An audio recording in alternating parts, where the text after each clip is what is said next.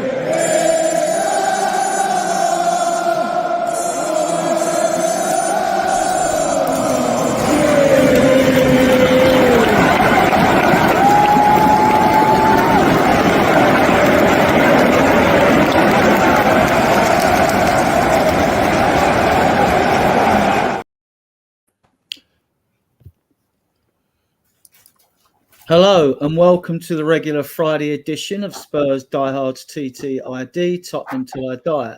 Tonight I've got a good panel for you as usual, and our main topics of discussion will be the game we played last night against AIkmaar, and we'll be doing a preview of the Crystal Palace game. So without further ado, I'll introduce you to our guests. Alan, how are you? Doing well. How are you this fine Friday? Murky day here in the UK. Oh, is it? Yeah, quite. If you like it dismal and dreary, you'll be cheerful. Right? So, Johnny, how are we? sweet as a nut, Adrian. Right, sweet. Except for the weather. For the weather. And co-founder Mark, how are you? All is good, apart from the weather. I'm it's the same all over the country, I think. Yeah, so a couple of facts before we go to the game. Those of you who may not be familiar in the comments, Mark, if you keep an eye on the comments for me, please. Yeah. You are allowed 12 substitutes in case that people were wondering why there was so many on the bench in Europa League games. I sort of envisage this happening in Premier League games if they start getting concerned about players' injuries, with the pace of the game. And another fact about Europa League, your B list of academy players has to be announced 24 hours before Europa League games. And it doesn't have to be the same people. So, right. We'll move on to the game. Let's post-match game debate. Alan, how did you see the game yesterday? It was a game of two halves, I think. I think in the first half, we looked like a team that hadn't been playing together, which I think is probably the case. That I think as a group, they're probably not playing together in that formation as that combination of players as much. On the whole, I think that I was thinking about this and I realized the majority of the players yesterday were like were our bench. Basically cleared the bench to play yesterday. And 9 changes, Alan. Yeah, 9 changes. Except for maybe except for Werner, I think we did okay. It gave me confidence in our bench that they can come in and do a job when asked. I think as a group, I don't anticipate that we're going to see them as a group together like that all the time. But I think Ange did this because we have one of the 27. We have Crystal Palace, then we have Man City, then we have Aston Villa, all within the next 9-10 days. So I think he's trying to rest players as much as he can for the big games. Man City and Aston Villa are going to be hard games. between the two, I would almost be more fearful of Aston Villa than Man City, because I think that they're just a phenomenal team. They're doing very well in the Champions League. I think Mikey Moore, speaking of our team, I think Mikey Moore showed his class in the second half. I think he kind of needed a little bit of time. First of all, he was on the right side instead of the left. He seems more comfortable on the left than the right. James Maddison coming out and saying that there was a 20-minute period they thought they were playing with prime Neymar. And he looked like it. He had a couple of attempts. He almost scored once. And, I think Bergvall came out and did very well. He was physical. He was all over the pitch. I didn't know where he was playing because he was everywhere. I even think Fraser Forster had a good showing. His passing, I don't know what it is about our Tottenham goalies and their ability to kick the ball, but it just seems like that's the one thing they're not working on. Lloris can't kick. I don't think Vic can kick all that well, and I don't think Forster can kick that well. But his blocking was phenomenal. He made some incredible saves that needed to be made. Otherwise, it would have been a very different game. I think Richarlison is rusty, but I don't think he did poorly. I think he just is a little rusty. He hasn't played in so many months. And as far as the team as a whole, I think it was fine for this round in Europa. I think that as we progress in Europa, and I hope we do, right now I think we're second in the table in the Europa League. So I'm guessing he's going to have to start making fewer changes as we progress, because this team, I just don't see them beating the bigger teams in the Europa League. And that would include like Galatasaray, who we're going to have to play. I just don't see us with this combination of players. Oh, and I forgot James Maddison. James Maddison did amazing. All right, I want to say hello to some of the chat, because it's something we're trying to get used to, because we tend to neglect them at times. Just want to go through the chat before I come to get your synopsis of the game, Johnny. Right, we say hello to Ronnie. He was in early. Saying hello to Graham. You want me to do it? Yeah, you can do it. You can do it, yeah. Oh, there you go. Yeah, evening, Ronnie. Graham's here. Big up, sir. Mark Cook. Big up, sir. Hope you're well. Nige, he's got his own channel. Big up, sir. Hope you're doing well as well. Next, Graham, Nige. Peter's here. He must have nearly finished, I would say. Yeah. I forget what time he finishes. He is the old Australian time check. Yeah, it's 6 or 6:30, I think he finishes. Big up, sir, and the fantastic work you do. My fishing mate.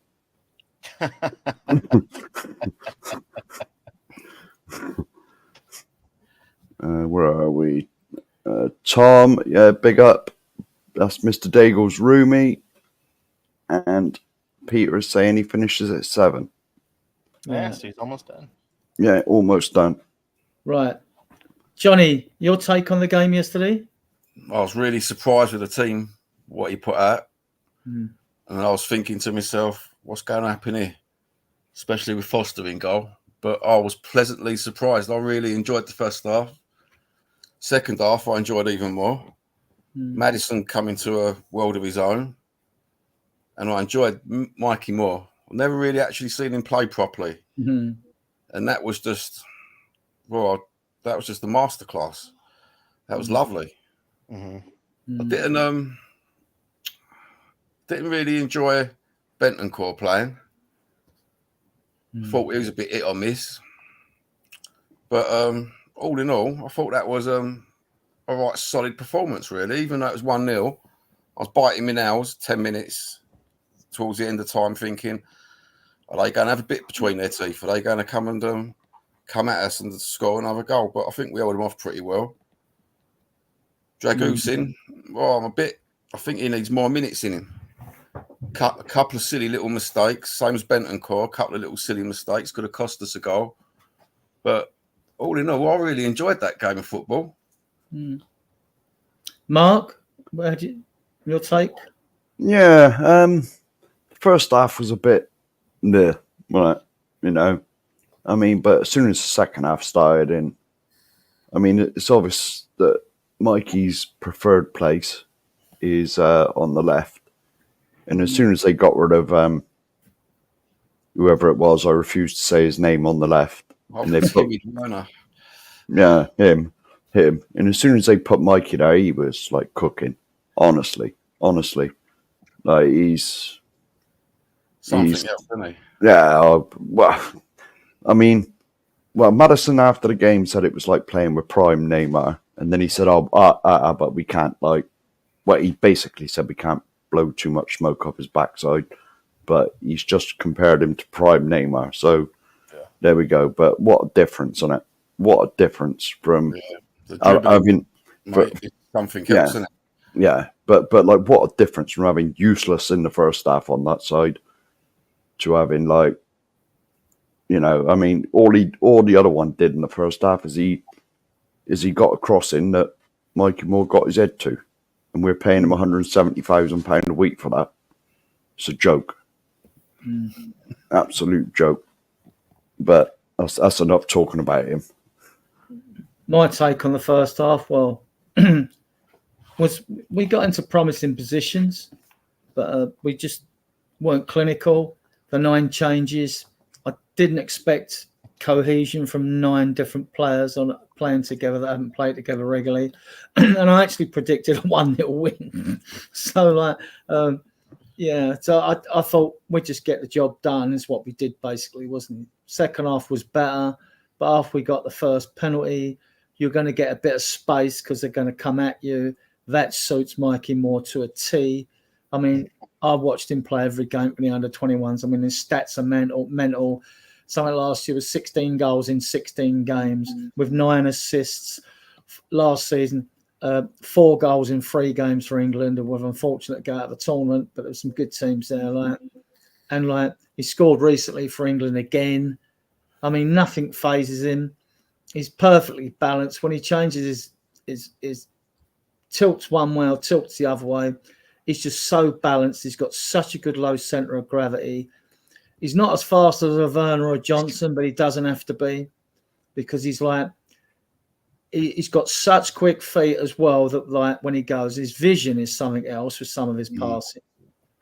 So I mean, you can just go on about, as Ange said, and as Madison said, I was, it was tongue in cheek comparing him with Neymar and all that. We get that, But Ange said, well, he must improve his heading. I think that was tongue in cheek as well, But all in all, it was good. Let's we answer this before we move on.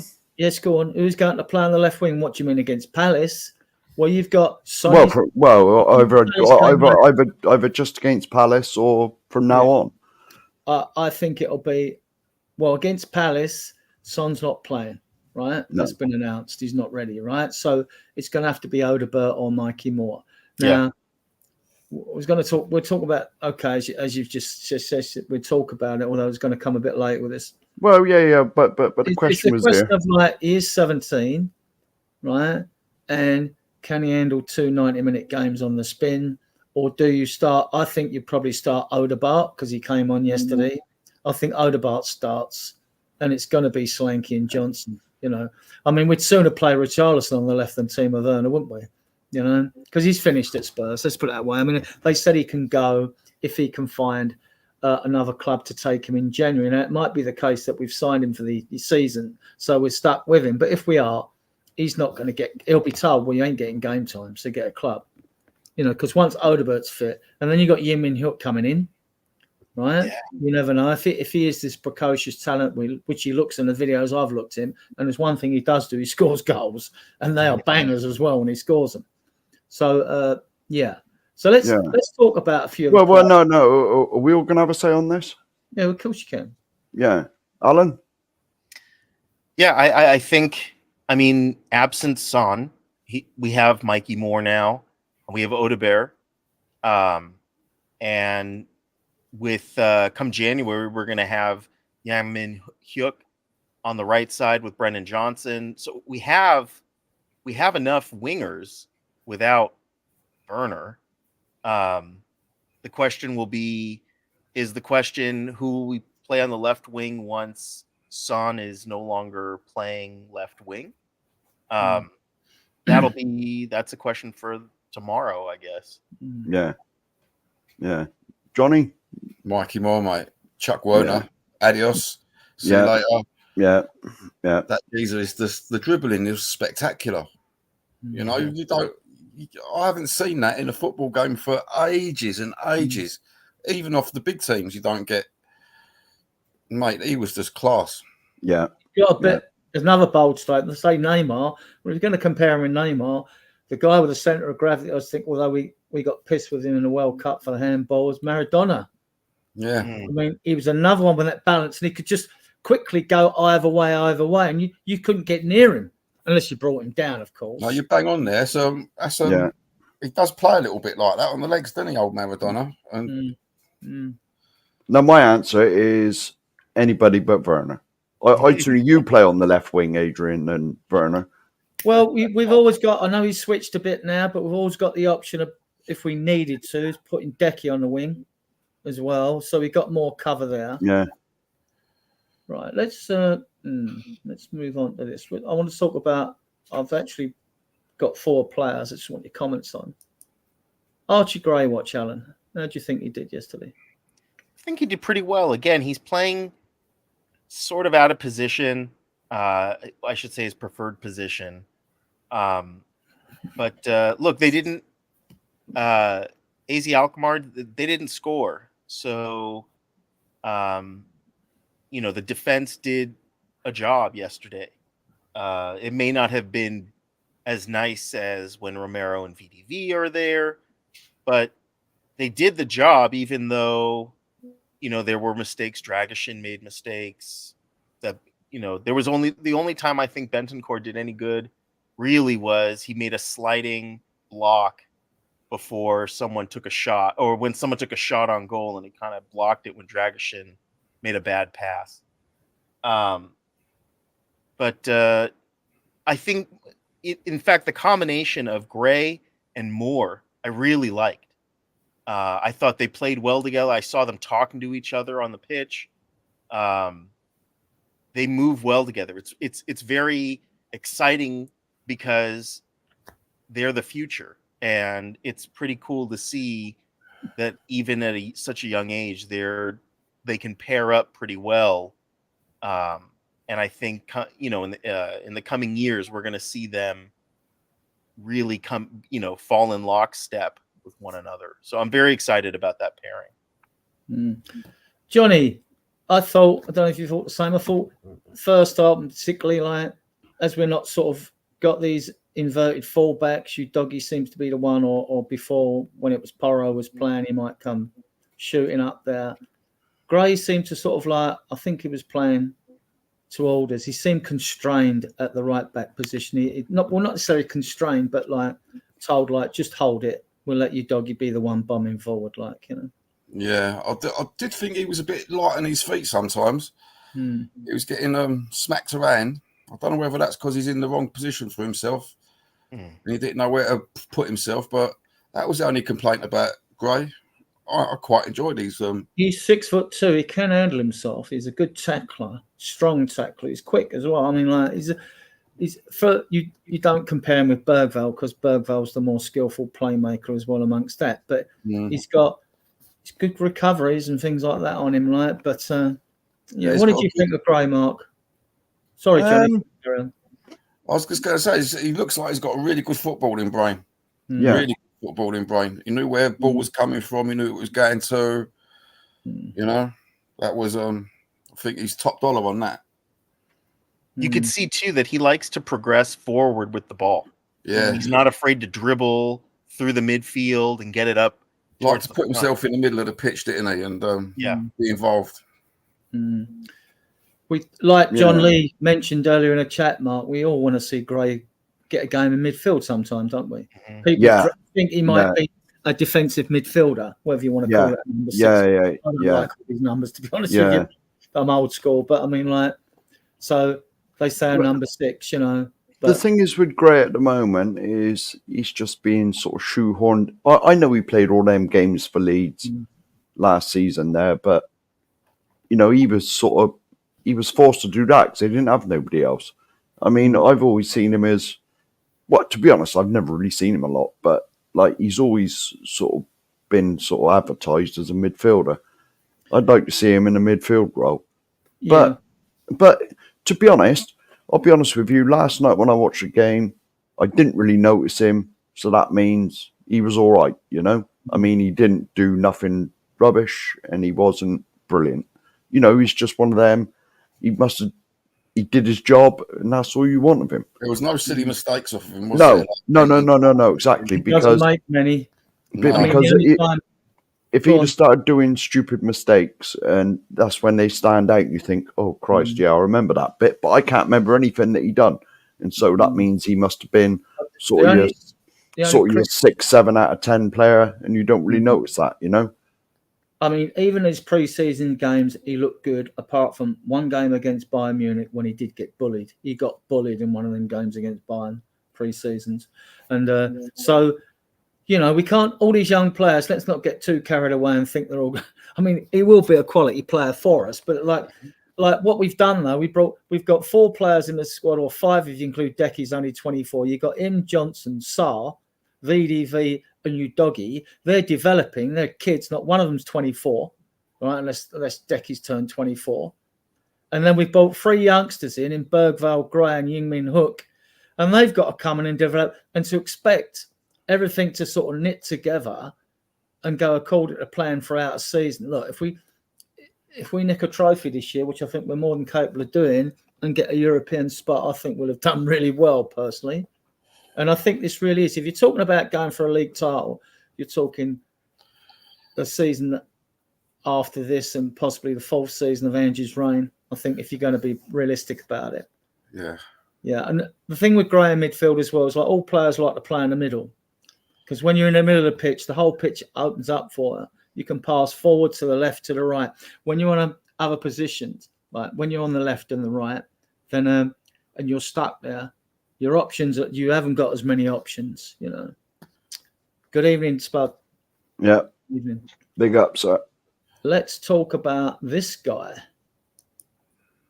Alan, your opinion on this guy since you've seen him, apart from last night? Okay? You know, he looks scared on the pitch. I don't know if he's also lacking in confidence, but he looks nervous. He got a foul early on. Again, I think it's the nerves. You know, the last time he came out, he got red carded very quickly. And I think this game he needed to put in a very strong performance to kind of get the team and the fans a bit more behind him, give us more confidence. Don't know that I saw that really. He didn't do anything that was stand out. In fact, he gave the ball away a couple times. I mean, again, I want to preface that the opposition didn't score. So although he didn't have a great individual performance, the defense as a whole did their job because we had a clean sheet. But Dragishin, I don't know. The combination also between the rumors that he might be leaving, or that he might be included in a a swap with someone else. I don't know, that I might be open to it. I don't see that happening. I get why Ange isn't playing him as often. I guess maybe it's a confidence issue again. He's had enough time now to sort of get comfortable with the Premier League, but I just don't think that he's found his sweet spot yet, the way like Romero and VDV have. He doesn't look comfortable kicking the ball. I don't know if you guys agree. He doesn't look comfortable when he has the ball. He's fine when he's defending, but when he has the ball and has to control it and pass it around and dictate where the play is going to go, he doesn't seem comfortable at all. So that's an area that he's going to have to work on. And I sort of agree here with Potato here. He needs more minutes. He really does need more minutes, probably not just in Europa. I'm going to wager we're going to see him in the cup game coming up against Man City. My guess is we may see him at some point, if not starting, just because of all of the games we have so quickly, one after the other. Right? Unless he's saving Romero, in which case we probably will see him against Crystal Palace. But we do need to give him more time. But I'm not as excited about Dragusin as I used to be. I'll tell you what it might be, Alan. We're so used to seeing Romero commanding that area that when we get Dragusin playing for us and he ain't got the minutes in him, I think he does look a bit lost. Sometimes he stands there like a pinball skittle and the ball just bounces off him. And it's like, you know. But I think we need to get more minutes in him. Yeah, absolutely. He's definitely capable of coming good. You know, you watch him on his international thing, he knows where to stand. I think sometimes he's standing there and he's like, he don't know the system. Yeah, he looks lost, right? Yeah, he looks lost. He looks like he's thinking about something else, and just more minutes in the boy. Yeah. He was brilliant for Romania, wasn't he? Yeah. He was. Yeah. Yeah, he was outstanding. I mean, he was another player that last night he didn't really do anything wrong. He didn't do anything brilliant. So he's one of those he made a few good blocks, but like he didn't do anything horrendously wrong to make him stand out. So I do get worried about him though, Mark, when he runs into people and I think, is he going to give a penalty away there? Yeah. You know? That sort of worry with him. Yeah. It's like Romero from a couple of years ago. Yeah. But it's true what John's just said. I agree. Radu needs to play more. Yeah, he does. He does, to be honest. Mm-hmm. We've only seen glimpses of him. I haven't seen enough of him to form an opinion. And well, just to answer Mark Cook, I've starred your comment you made a while ago, Mark. I will bring it up when we start talking about Mikey Moore. Okay. Yeah, I mean, I've seen good things from Dragusin, and I've seen things like the second goal we gave away at Newcastle. I thought if he was in line with the others, that goal's offside, and we don't. The other three defenders were all like yard and a half further forward than him. Was caught on the byline with a player, probably thought the ball was going to go, it didn't, and they just tapped it across the penalty area and the other team scored. Mm-hmm. I'm always looking for positional play with defenders, and it is questionable. And like Alan said, with nerves, I'm not sure I noticed that. I wasn't really looking for that. I was just looking at them and thought, you had an okay game. But nervous players want to get rid of the ball quickly. Yes, they do.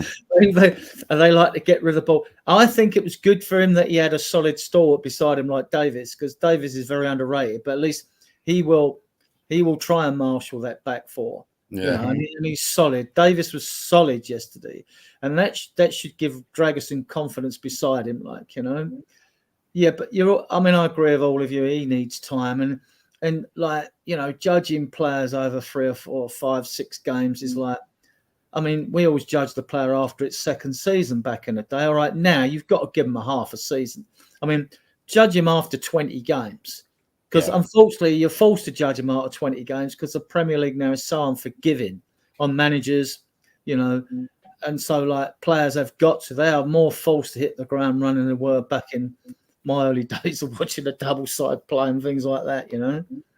But and there wasn't so much expectations on winning trophies because there was only like 2 spots up for grab for Europe, basically. And then you had your domestic cups and that was it. So you weren't that. You knew if you were out of a cup, your league season was virtually over if you was a team like that. So you could bring in youngsters and blood them.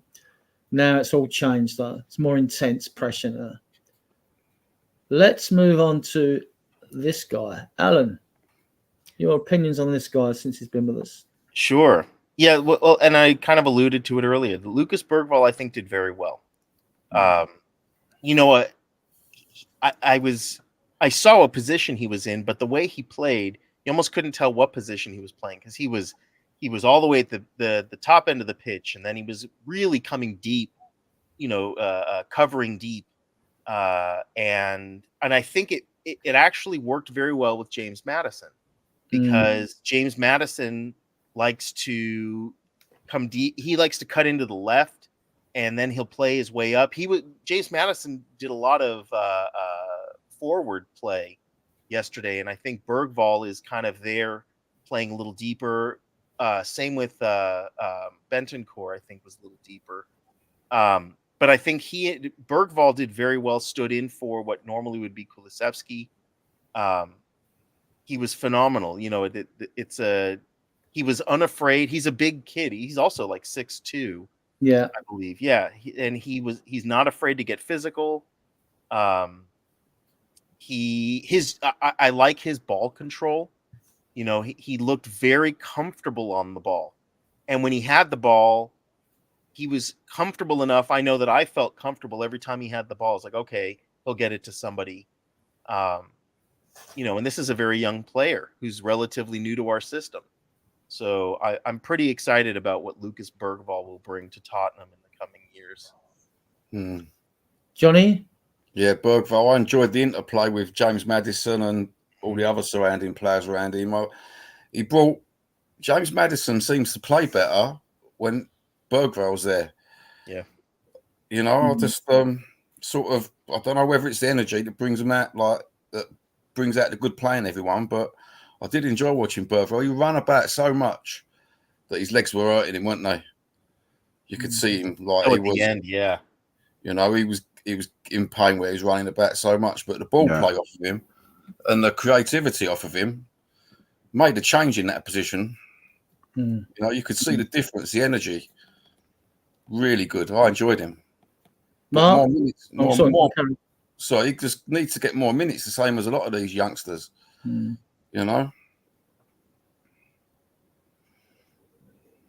Mark, your take on Bergvall?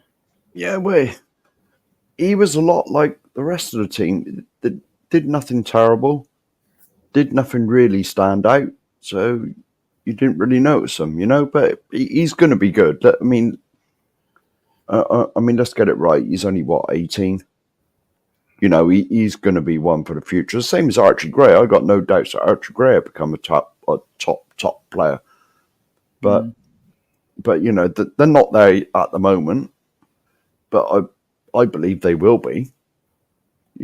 So I mean, if it was just one of them things, if they don't do nothing horrendously wrong or they don't do anything really brilliant, then they sort of go unnoticed. Because when you're just watching it on the TV, especially the angles they show on the TV, it's your job to know who's who.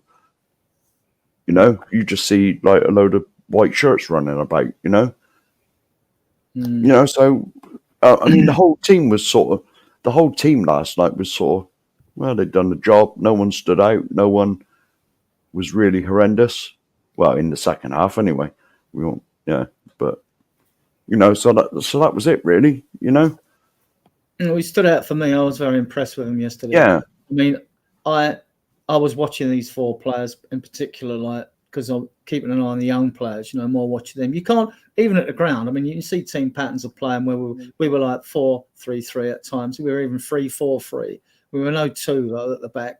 And I was watching them because I wanted to see, right, I'm going to watch Dragerson, I'm going to watch Gray, I'm going to watch Bergvall, I'm going to watch Mikey Moore and see what they do, And I thought I mean, you see it different perspective at home, I suppose.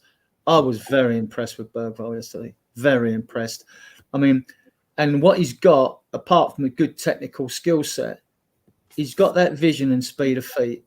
And that's what you need. It's something like, even when Maddison isn't particularly playing well, Maddison's got the vision that suddenly a roll the ball, whatever, and then slip a pass through that, who else can do that in our team? And so Maddison has always got to be on top of his game. And everybody wants like the accurate pinpoint pass, which puts someone through to score off him, like we did off of Ericsson and all that, right? But Bergvall's like that. He's got that vision, and like that comes with speed of thought as well. And that comes with football IQ. And I was very impressed with him yesterday. So, and he is 6'2". So is Archie Gray. They're Mhm. both units, you know. Yeah, both good. Anything else anyone want to say on Bergwell? We'll move on to Well, he drew the foul that got us the Richarlison goal. right. Yeah, you want to before I move on to this guy, you want to move on, Alan, into what was this little chat between Maddison and Richarlison about who's taking the penalty? You know, I thought that they were arguing. I thought it was an argument, right? Because it looked like Richarlison wanted to take the penalty, and I, as a viewer, thought that Maddison wanted to take it, and then they were kind of arguing who's going to take it. And Maddison being the captain of the day, I thought it was going to be Maddison. And then I guess at the very last minute, he must have made a change and decided to let Richarlison. Did you see the interview after the game? I didn't see his interview. No. What did he say? He did say that he was going to take it because he was the captain. Mhm. But then he remembered when he come back from his injury, you know, how important scoring a goal, you know, especially for a striker, how important scoring a goal was. And he basically said, Richie's worked really hard. He's come back. He said, so, you know, I'd just give it to him. He said, I was confident he was going to score. Good get out. I thought that was a good get out. Yeah, well, yeah. It was an argument. If you watch it again I've watched it a couple of times now, and I thought it was quite a sensible debate they had. Yeah, sensible. They were definitely raising voices, I think, the two of them. I'm at the stadium. Maddison wouldn't let the ball go. Yeah. I'm at the stadium. I'm so happy we got the penalty. I was just waiting for him to take. I didn't look down and see any of that sort of kerfuffle going on, because like when you're a fan and you're sort of a bit hyped, you got a penalty, you're sort of looking around the stadium and all that. And when Maddison picked the ball, I didn't really notice it. I mean, I must have been looking like you do when you start looking around the stadium and all that. You know, you're seeing the crowd's reaction and things or something. You're looking at all Jan, see what he's doing all around the bench and all that. And yeah, so I missed that, to be honest with you. You know, and I'm right. He did well. Richarlison scored well. Yeah, I'm actually parallel. My seat is virtually parallel with a goal line, like from the corner flag to corner flag up on the east stand at level 5. So when it's down a Paxton Road end, if there's any fouls or free kicks, I don't really see them unless they're brought up on screen. This is why, even when you go to a game, you take a lot in. Before I do write-ups on it, before I trip myself up and everybody comes straight at you, I have to watch the highlights at the end of the game as well, usually. You know, if I've got time. Right, I have to watch the highlights because otherwise there's going to be things that you miss. Right. Let's yeah. Another clean sheet. Forster good saves. Alan? Yeah, I was saying that before. When I saw the lineup and I saw that Forster was in it, I was nervous because.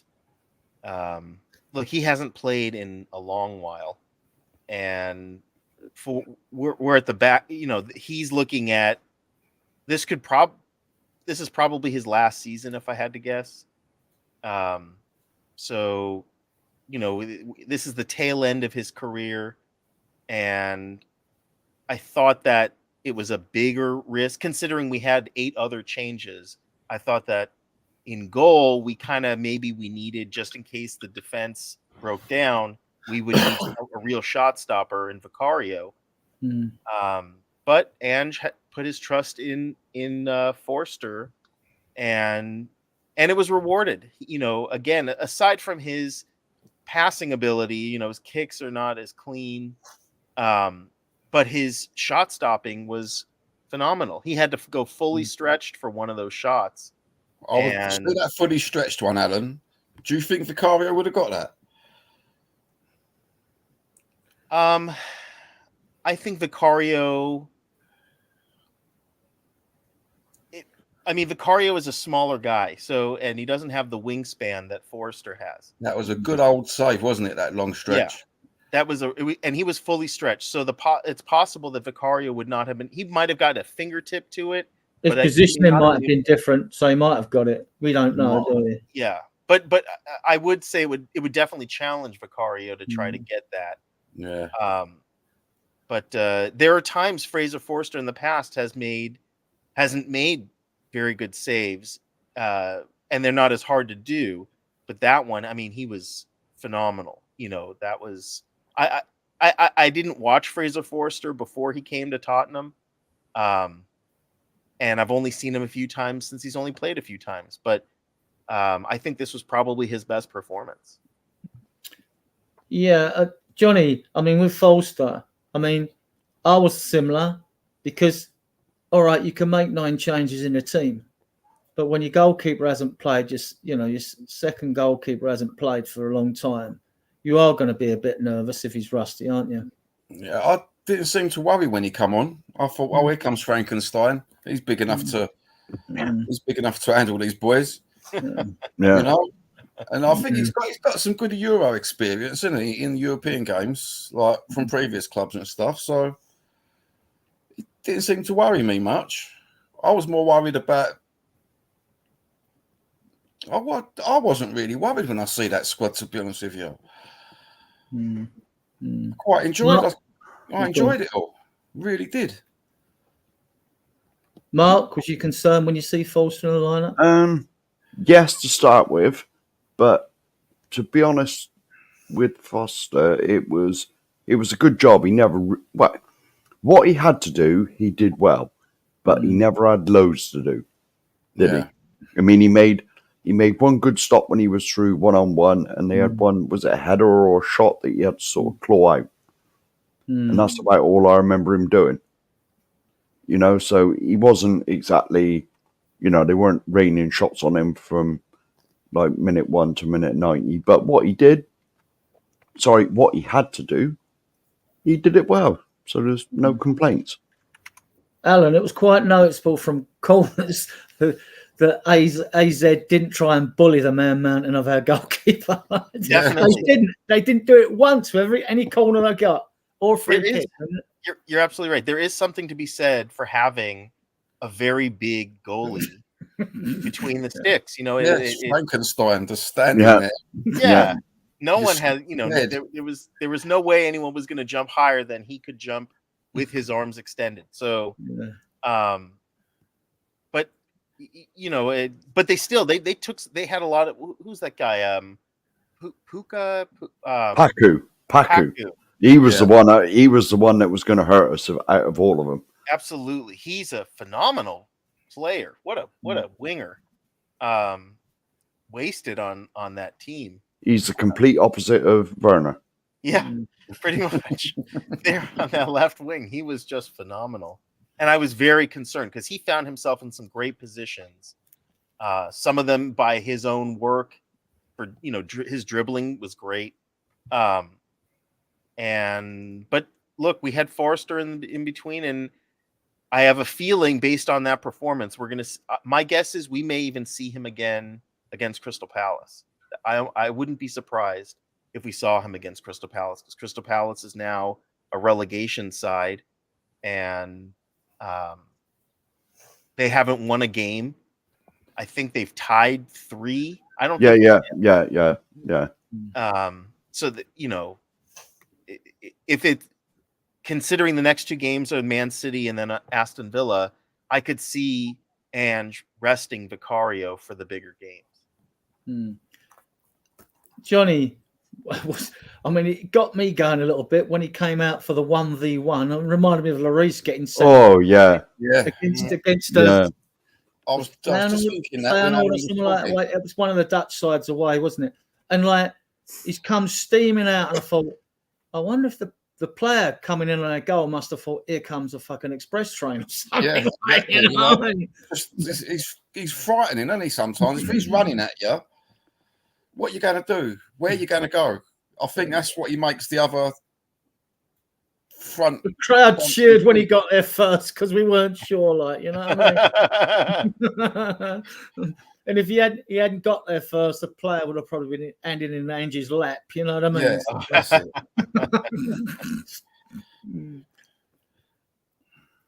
Let's come on to this player, bit average last night. Mikey Moore, Alan. His apart from last night. His first half, I think he was probably a little nervous. You know, was it his first start? Yes. Yeah. Yeah, his first start. I think he was nervous, but he definitely grew into the game.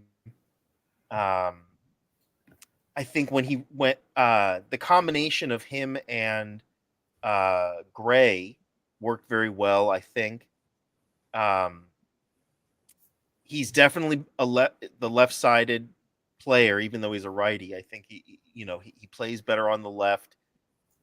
I'm not sure why we started him on the right, other than Ange just wanted to get him in. To be honest, the way he played, we could have had Werner on the right side and then Mikey Moore playing on his strong left side. For all I know, that would have been better. Or he could have put Werner in the middle and put Richie on the right. It couldn't have been worse than the way Werner played. But Mikey Moore is someone who I remember from last year also when he was playing. He's just a phenomenal player. It's so cool. Who said it? Was it Jose said it? It reminds him of Rooney in a lot of ways.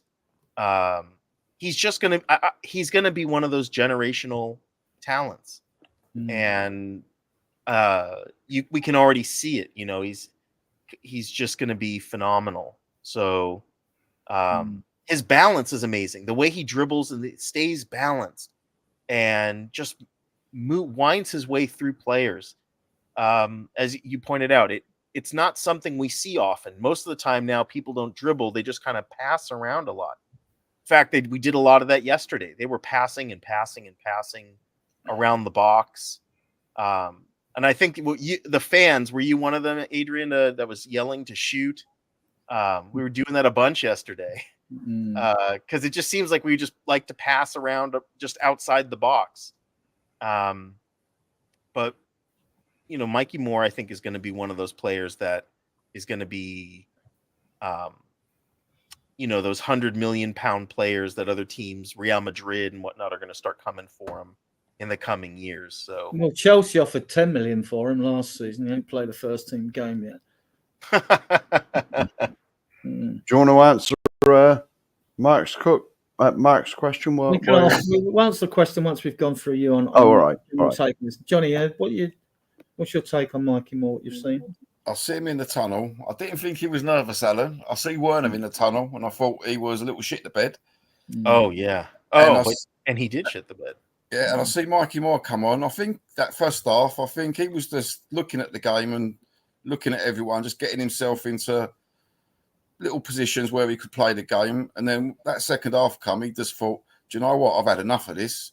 I'm just going to play my fucking game. Yeah. And, well, my good God, what a geezer. What can you say about him? There's nothing shit to say about the player.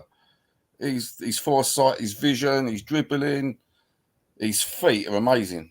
And he just stands solid. He's little and he's just solid. I think he's just under 5'10". I think he's 5'9", 5'10". He seems more solid than, what was you saying, Archie Gray, who's a great big 6 foot. His balance is, he's just the nuts.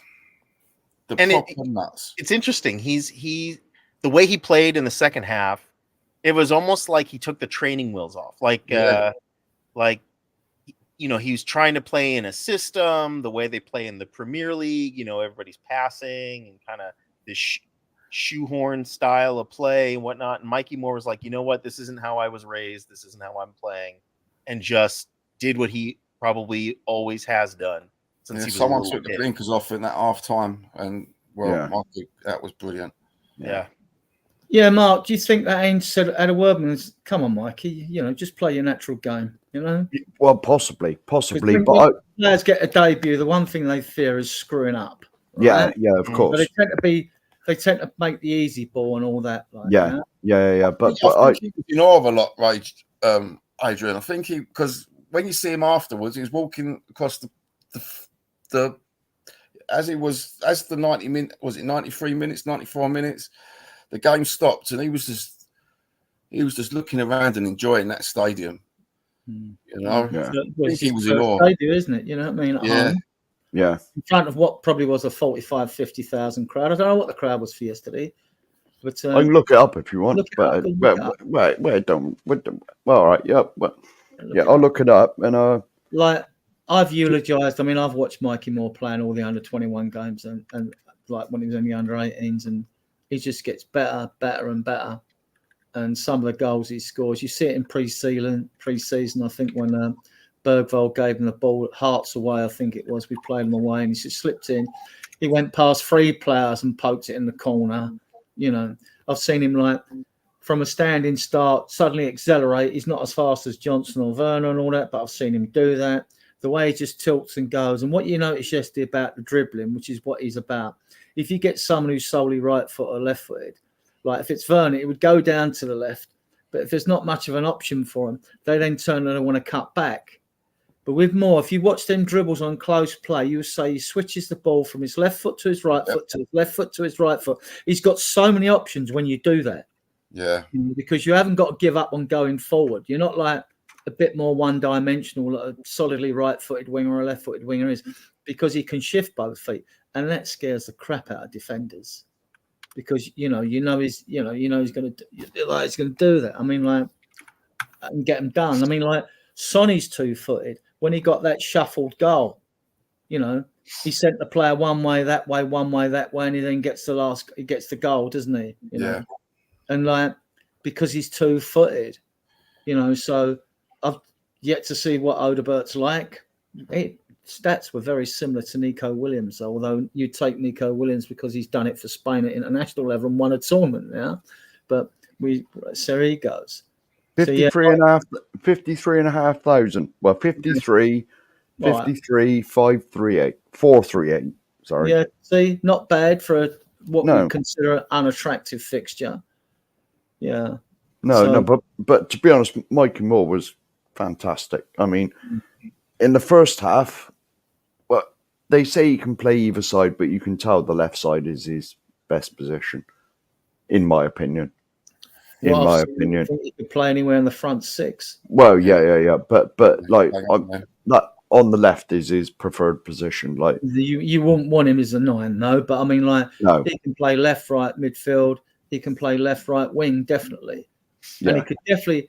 And I've seen him in games where he's in midfield, and he'll charge from the centre of the midfield. AIkmaar, Dembele, right? But he'll get goals, whereas Dembele didn't, right?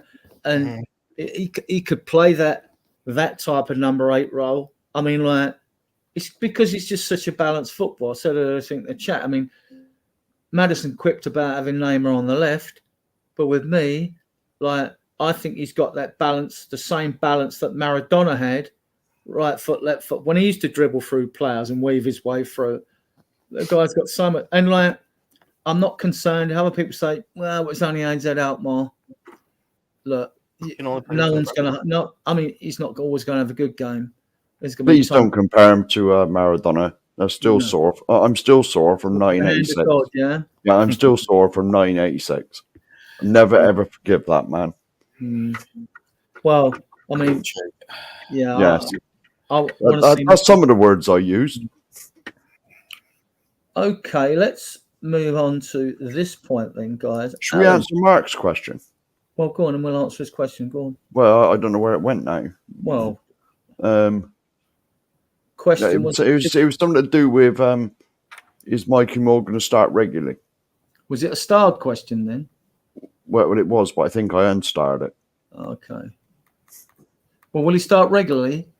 I don't think he's going to start regularly, but because Son is going to come back not tomorrow. Not against Crystal Palace, but he'll be there for Man City.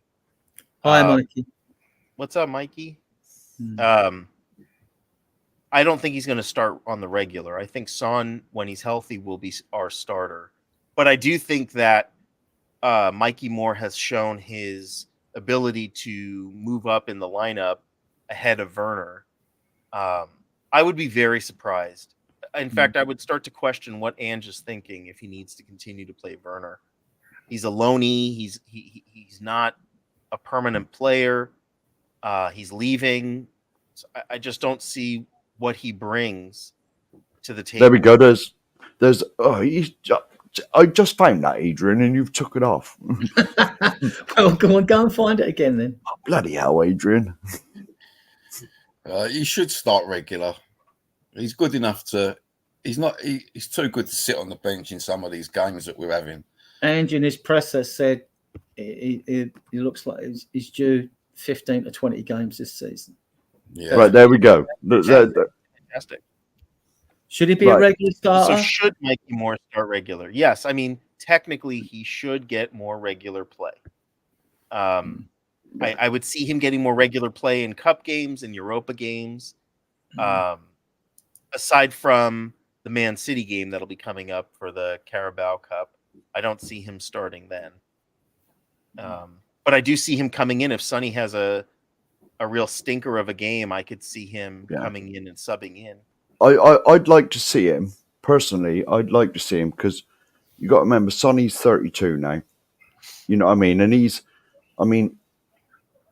Sonny looked good the last game because he'd had a nice rest for 2 or 3 weeks during the international break. You know, because he didn't go away, did he? Because he was injured. You know, and Sonny's getting to that stage now where you can't flog him for game in, game out. You know, I mean, how many times this year has Sonny been substituted on about 70 minutes?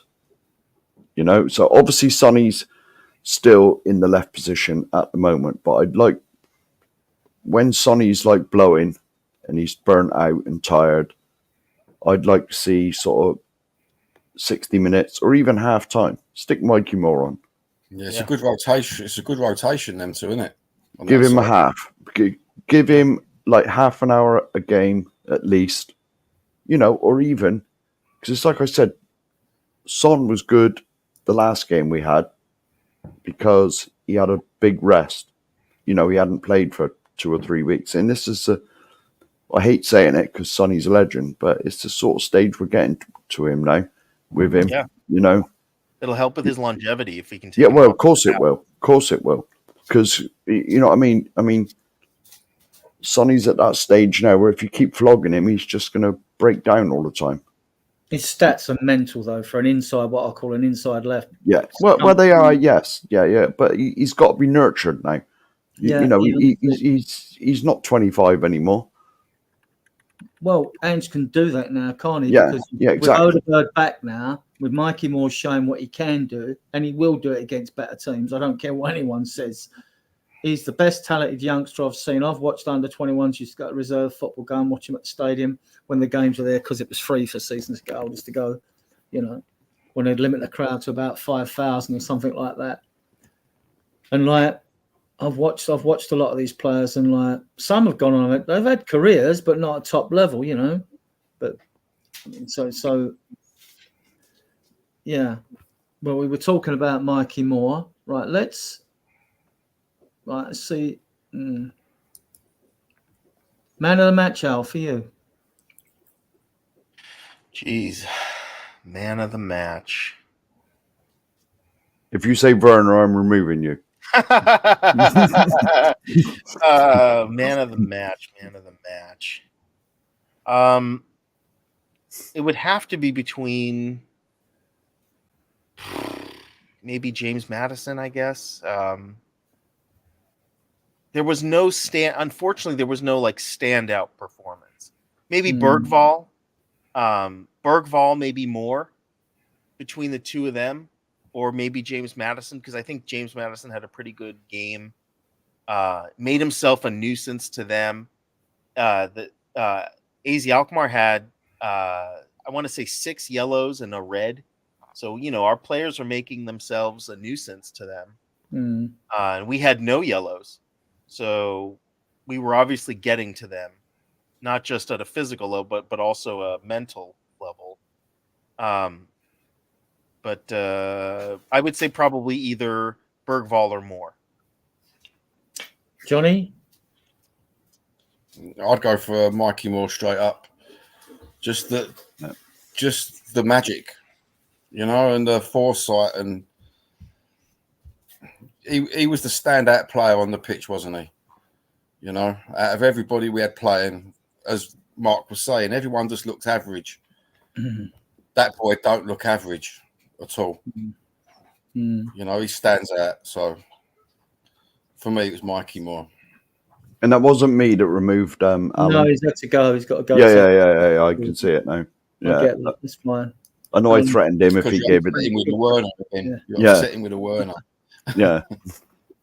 Right. I don't know what happened to our other guests today that haven't shown.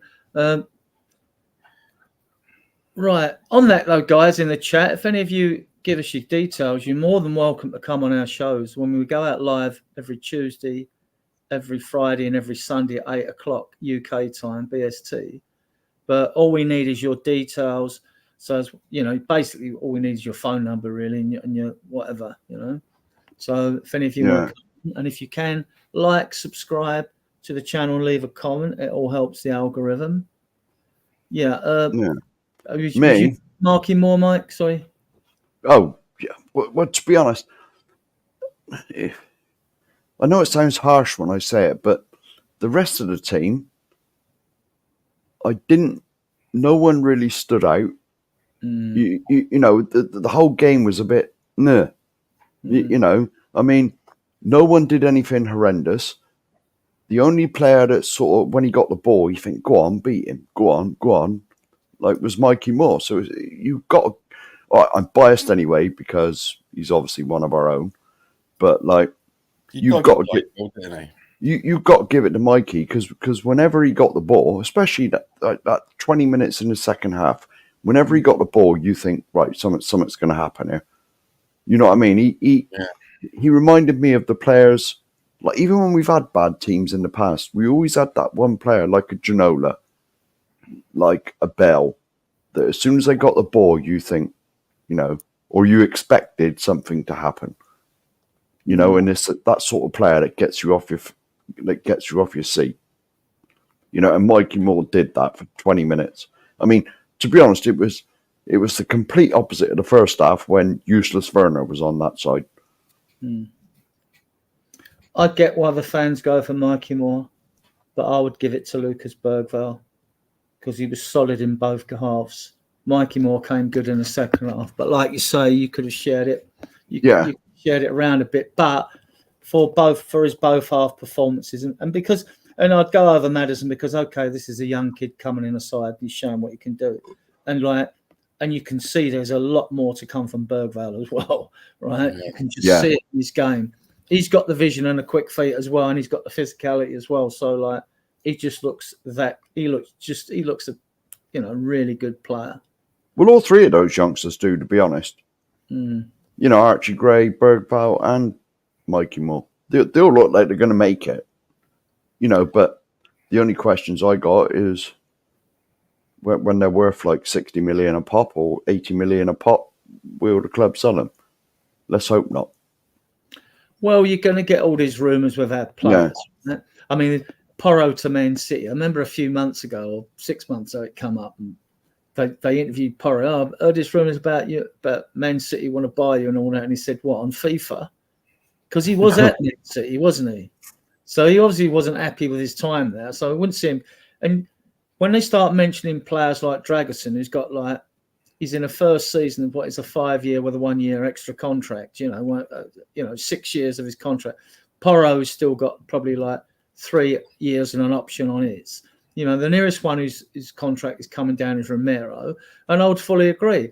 When it's up this season, there's 2 years left. You don't let players run down their contracts. You either want to play for my club, as Deji would say, you either want to play for my club or we sell you then. And if Romero don't want to sign a new contract on top money, then sorry, we'll sell you. I mean, nothing could stop him from running down his contract. Bear in mind, we've got 3 good young centre-backs coming through in Dorrington, Phillips and Vuskovic, but they are young. They might still need another year or two. You know, otherwise we'll be known as, Angie's Babes, not the Busby Babes. We keep putting all the young players in. Right, so, but we've got 3 experienced midfielders in Basuma, Maddison, and Bentancur. I mean, people forget Decky's only 24. I think he's just 24. I keep forgetting that myself. When he comes on, and I say to my missus, I go, God, enough proper good, and he's quite old. And she has to remind me, no, he's young. because he's got that head on his shoulders, and he plays like someone who's like. You do field the youngest team, I think. I think Chelsea could field a younger side than us, but mind you, they brought in 50 players, didn't they? You know what I mean? Yeah. So yeah. Yeah, he does. He does. Destiny's right. Foden vibes. I think I love Foden. Yeah. I love Foden. Even though I think Foden's got a great balance as well, I think Mikey Moore's better balanced on both sides. Yeah. Whereas Foden might want to drift to the left a lot, I think he drifts more to the left. I'm trying to think. With Mikey Moore, it's just both sides. It's just there's better balance with Moore. He's still got to do it. He will though. He's one on. I don't mind being clipped for it. He will. I think Johnny was right what he said when he gave his analysis on him. Like in the first half, he was sort of running to the plan. You know what I mean? And then in the second half, he thought, "Stop this! I'm just going to do what I like." You know, Rangers had a word with him half time, which I think might have you know what I mean? But he just sort of took stabilizers off and off he went. He was fantastic for that 20 minutes. I think Andrews, he likes a player to just do what they're going to do, doesn't he? Yeah. Like, just chuck them on and do what you do. If that makes sense. Yes, it does. Does he really? Read this. Michael Moore still enters Hotspur Way via the under-21s entrance. But you've got the gate off of Ballsmore Lane. You've got the gate there, the arm gate with security there, haven't you? The arm as a gate. Like I didn't know there was. Unless he goes through the gate and there's another entrance into an under-21s area, I don't know. But yeah, Vladimir is saying I work in the side of the building. Do we get free tickets? Yeah. Yeah. If you can arrange free tickets for us, that'd be lovely. Right. Let's move on to this guy. Ange, game management, team selection, substitutions. Because he's been criticised for his substitutions. I've criticised him for them when I think he's got it wrong. Especially the Brighton game. Yeah, I don't like his substitutions half the time. Right, I think to myself, Jesus, what are you doing, mate? And then he's so unpredictable, the bloke, as well. He's trying to predict who's going to be in the squad, who's not going to be in the squad, and he just blows your mind. So he's unpredictable. I think we all got it wrong Tuesday night, didn't we? Because we were having Vicario in goal, and that went out the window straight away. I got Ben Davies right. Yeah. Yeah, I got the back four right. I got two in midfield. Didn't think Maddison would start. That's why. And up front, I didn't think Moore would start either. Yeah. So I was 2 out. 3 out with the goalkeeper. Yeah, I was 3 out. I can't remember what happened yesterday. When we're doing these Europa League games, I'm not doing write-ups, pre-match write-ups and gambles because I know you never. Well, I might do if I'm more confident what Ange does, because like when you've got 12 subs as well that you got to name as part of the 11, you're virtually naming the whole squad really. But then you got to pick the 11. Is this true as well? It is protocol for players. I don't know if it's a under fact. 21 to arrive at the academy entrance. Is that not? Because I've never been to the training ground. Like, I've sort of seen when it's been on TV, and Iggy used to do his morning stuff there, didn't he? I just thought it was one entrance into Hotspur Way, but obviously not. Maybe there's one a little bit further up. Yeah. So back to team selection then. We all picked it wrong, but we won the game. I predicted in my mind it was going to be 1-0. I just don't know why. Just thought there'll be lots of changes and you'll lack that bit of cohesion. But for all them changes, it wasn't a Coventry away, was it? No, do you know what? I thought the first half, Ange got it wrong. Okay. He underestimated a lot of the Dutch players and the Dutch way of football, I think. I did think he got it wrong there. I thought we was going to field a lot stronger team, just so we could put the game to bed and then bring the youngsters in on the second half. But what do I know? I'm not a manager. What about the subs? Oh, mate, the subs. Did we need them? I think this is a game time issue. I think it's subs you're going to make them because you're going to be playing games virtually every 3 days. You know. So Lanky came on strong though, didn't he? The second half and pressed hard. He was really pressing hard. You know, I think that's what he does, though, isn't it? That's what he does. Well, Richarlison worked his socks off during the game. Yeah, he did. Yeah, Richie was going quite hard working. He was pressing hard as well. I think that's what what's that word? He put the shits up him, didn't he, Richarlison? Yeah. So did Solanke, you know, he put some pressure on him. Yeah. Like you're defending from the front sort of thing and made the other team think. Yeah, definitely. Mark, team selection, substitution? Well, it's like Johnny said, it's a bit surprising because you never know what Ange's going to do. You know, I mean, we won, so you got to say he got it right. Oh, so we do know what he's going to do. He plays Werner. Well, yeah. Apart from that, I'll criticise him because, especially after last night, if he ever plays for us again, then you've got to question certain things at the club. I mean, I'm sorry, but I've said it from day one. I've said it on many, many times on this stream. That man is stealing the living. Do you know what? When he was going to shoot that ball, I thought to myself, he's going to score a fucking goal. And then it went off like a limp dick. It was what is going on? The second chance was harder, the one that blasted over the bar. That was a hard chance. He was a very cute angle anyway. But the first one to get in though. You got to test the goalkeeper at worst for the first one. What he did, he passed it back to him. It was a backward pass, wasn't it? Right? Yeah, it was a pass back. I mean, my goodness. I mean, what's he, 28? 28. I mean, the thing is with him, right, is now if Mikey Moore had done that, you could sort of give him a bit of leeway because he's 17 years old, he's still learning, and you would have thought, right. And the thing is, Mikey Moore has got time to get better, and he will. I'm quite confident he will get better and better and better. You got Timo Werner's in the prime of his career, and he's still hopeless. That shot was terrible. I watched the coach. Awful. And that shot, even in coaching, he took a shot, and it's like his legs are just giving up ghost when he goes to take a fucking shot. He just hasn't got the confidence, as he likes, to take a million on. He's got all the pace in the world, so he should be confident of doing that. Knowing that I know he pushed the ball forward and run. Did that sort of take on, he should be able to beat the man. But it's all this play safe. He hasn't got the right mentality for it, you know. I know you had all these stats on. I know you had all these stats on bloody Timo Werner, right? But his stats, all right, they're not shocking, but his stats are heavily skewed on his time in Germany. Because when he was in Germany, whoever he played for, I can't remember. When he was in Germany, he was a prolific goal scorer. But as soon as he left there and went to Chelsea, he was rubbish. And he's been rubbish ever since.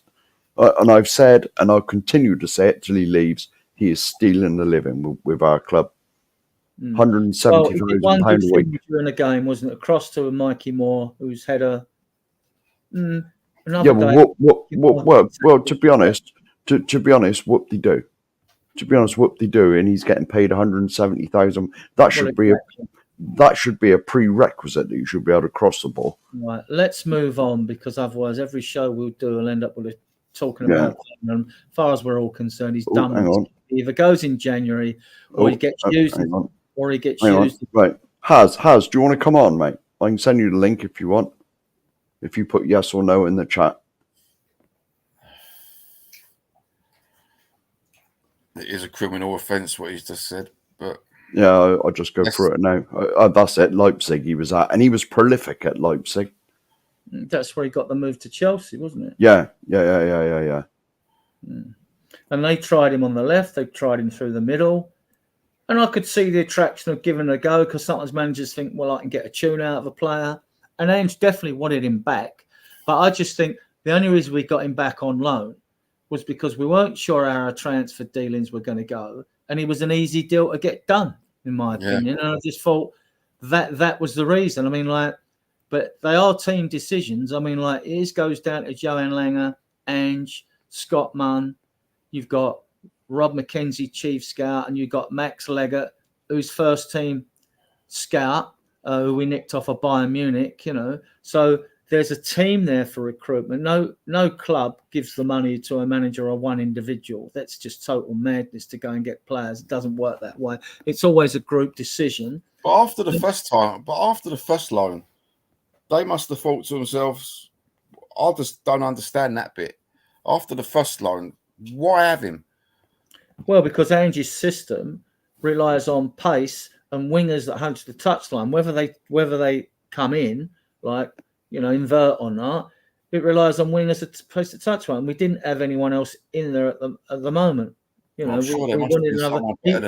He wanted pace on the wings, basically. Yeah, I suppose so. And last year he only scored about 2 goals. I don't know how many assists he got or whatever, but then games we were nicking when we were down, like with about 15, 20, it's because we don't stop. We were getting late goals. You're always confident we're 1 down, 20 minutes to go. We can not just equalise, but win the game. You know what I mean?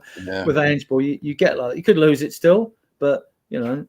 So, yeah, I mean, that's enough about Werner. I think he's got no future. No. We got, like you say, we got Odebert coming through, Yang Min Hook, even Decky can go on the wing if we need him, and even Richarlison can play on the left if he wants to as well.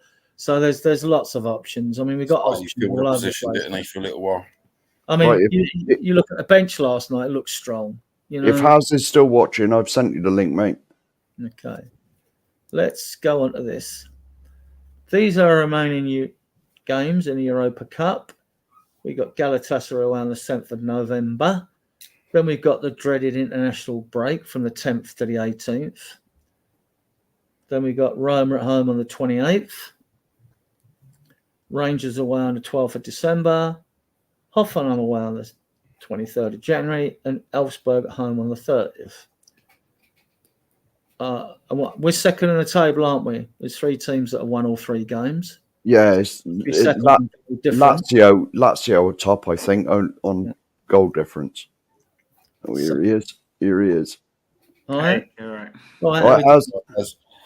We're just moving on. We're virtually at the end of the AIkmaar, but we've got all the Crystal Palace to discuss. So there's plenty to go. Okay, yeah. Right. So, like, these are the games we got left. People were saying, getting overconfident, saying, "Oh well, job's almost done" and all that. Yeah, I get that, but I think we need at least. I think we'll get more than 2 wins out of this last lot. But, I mean, we definitely beat Elfsberg at home. That's for start. But we don't want to have to rely on that game, do we? Galatasaray, that stadium only holds about 30,000, believe it or not. But they do make a lot of noise. It is a very intimidating place to go. Seems like it holds 100. Yeah, they got... Yeah, in Turkey, see, because the fans out there are so fanatical. Yeah. Whether it's Fenerbahce, Besiktas, you know, who's the other teams out there that are really up for the league there? I can't remember at the moment. Fenerbahce, Besiktas, Galatasaray, and that's the top 3 most of the time. So you never know with Turkish football, like the standard of it. We've known that when they do oddly get, and they tend to buy a lot more of the aging players from the Premiership, the Turkish league, and with that would suit a team like us with pace. You know what I mean? But I don't see why we can't go there and get a result. I mean, I think Roma at home's a tougher game than Galatasaray away because we don't know what sort of Roma we're going to get. I don't know where are they in the league, Mark? Go find out. I can't get every fact and detail prior to a show. I can find that as well. I was going to. Do you want to do it or do you want me to have a look? Give me a second. I'll just search Syria. All right. Yeah. And then, like, your opinion on these games are then Rangers away. I mean, like, we played them in a friendly recently in a season ago or something like that, didn't we? And went up there and just destroyed them. Hoffenheim, I don't know much about. Elfsberg, I just know they're a Scandinavian club, aren't they? Are they Swedish, I think, or something? I don't know. So, yeah. The only thing I'll say about the Elfsborg game, that's last, and it's home. It's home. So that's right, it's home. I was going to say if it was away, it'd be a bit different. It'd be about -30 over there by then. I mean, I'd have thought the two hardest teams of this group would be Roma at home and Hoffenheim away. Actually, more than Rangers or Galatasaray or Elfsborg. But what's the league like in Italy? Where are Roma? Who's top, man? They're 10th. 10th. Well, they'll certainly be going for this then if they're 10th, won't they? I mean, but how many points are they behind the top? It's quite far away, so give me a second again. Okay. They're really well. Napoli, who under Conte are on 19 points, and Roma got 10. Right. Yeah. Yeah, it's what Rodney was saying. Now we've got the tough bit of the draw coming up. So yeah. I better have some strong minds to play at Galatasaray as well. Oh, you need to. It won't be an easy match because it's a horrible place to go. Like Turkey, Greece. I'm saying as a Greek person, I guess. Oh, here we go. Other places are like horrible to play. Yeah. Spuds just come in. Look, they got a new stadium. Oh, right, 52k. Well, so it's going to be even more intimidating then. Yeah, all the fireworks and flares and exactly. And that's just outside the Spurs hotel. You know what I mean? yeah, and we got a score update as well. Oh, I forgot that was on. To be honest, no, I knew it was on, but I had Leicester win 2-1. I'm not sure what.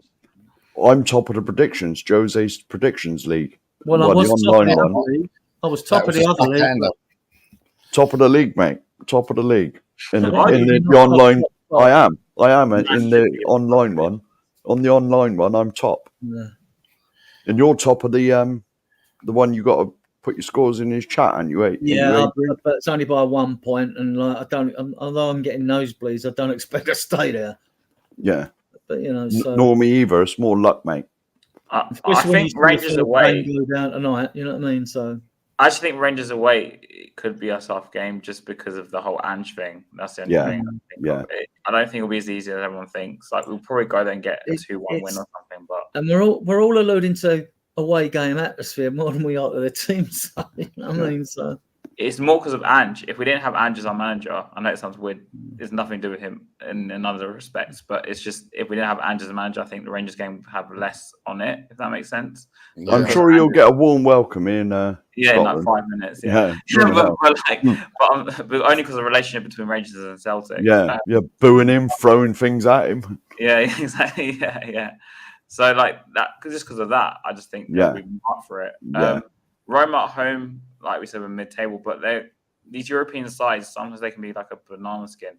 But and Roma on their day, they could be like really good. So do you think we've got the mentality for some of these not big state, but for some of these horrible stadiums? Well, we're gonna have to see like how we are going into these games. You know, barring no injuries, and what game run we're on. I mean, before we play Galatasaray, well, we got them on November the 7th, so it isn't far away, is it? So at the moment, what we got Villa before them, haven't we?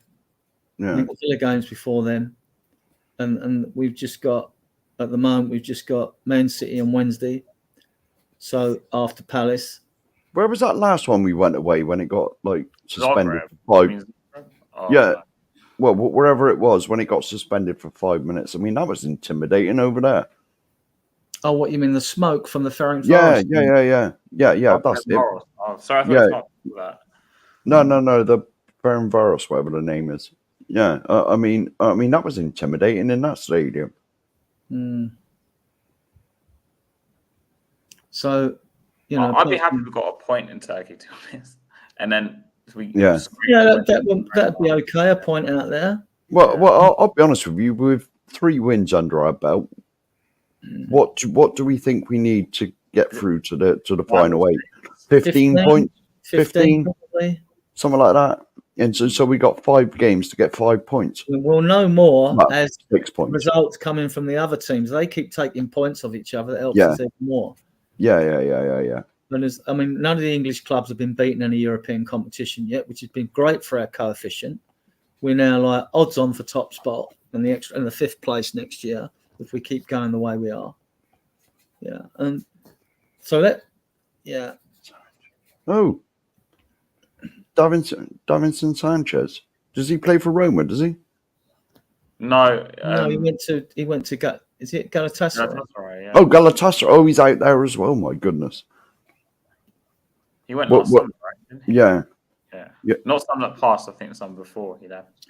Yeah, but the names are good from the past, like Icardi and Mertens, Reece Mertens, and all that. But like Mertens has got to be 34, 35 now. I would have thought. I don't know. Icardi's no spring chicken either. A lot of them, when they're getting in the twilight of their careers in, say, Spain, Italy, and Germany, they tend to go to Turkish sides. I don't think there's many English players go to Turkey. Even Drogba and Schneider played for Galatasaray later in their careers. I remember. Yeah, loads of them.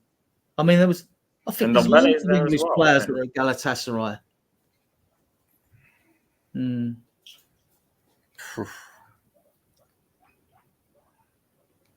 Yeah, well, to be honest, we only need to win 2 of them and draw 1. Yeah. I don't want to wait to Elfsborg last game at home. No. You don't need that pressure. I don't think we're going to find many pitfalls in this. This is a good group we're in, and every team in this group is beatable. Well, to be honest, we're not even in a group. What are we? Because all like 32 teams were just like league, yeah. So it was sort of a draw, wasn't it? And we got drew against whoever come out. The top 8 qualified for the top 8, right? Or the last 16 straight away. Is it qualified? First 8 go through, then the next 8 from the playoffs between the teams from 19 to 24 or something. Yeah, so that's 16 teams to make up 8 for the quarter. The other 8 for the other 8 that already qualified. Yeah. I don't know, because it's too early to even look at, whether the league position you finish in, whether you get a sort of seed of who you play. I'd have thought those 8 teams won't play each other. They'll play the 8 teams that have had to play in the playoffs. I think that would be the way you would do it.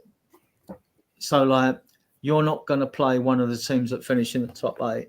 I don't think they're just going to. They might just pick us all out the hat. But if you weren't good enough to finish in the top 8, then you get the wooden spoon when it comes to playing teams. I would imagine that the top 8 in that group get one of the playoff winners. You know what I mean? Yeah, that's what we seeded, don't you?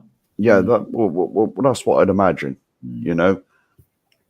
Oh, so do you imagine we'll play the away game first and then the second leg at home? Probably. I reckon that if you finish in the top 8, that means you get the home game last.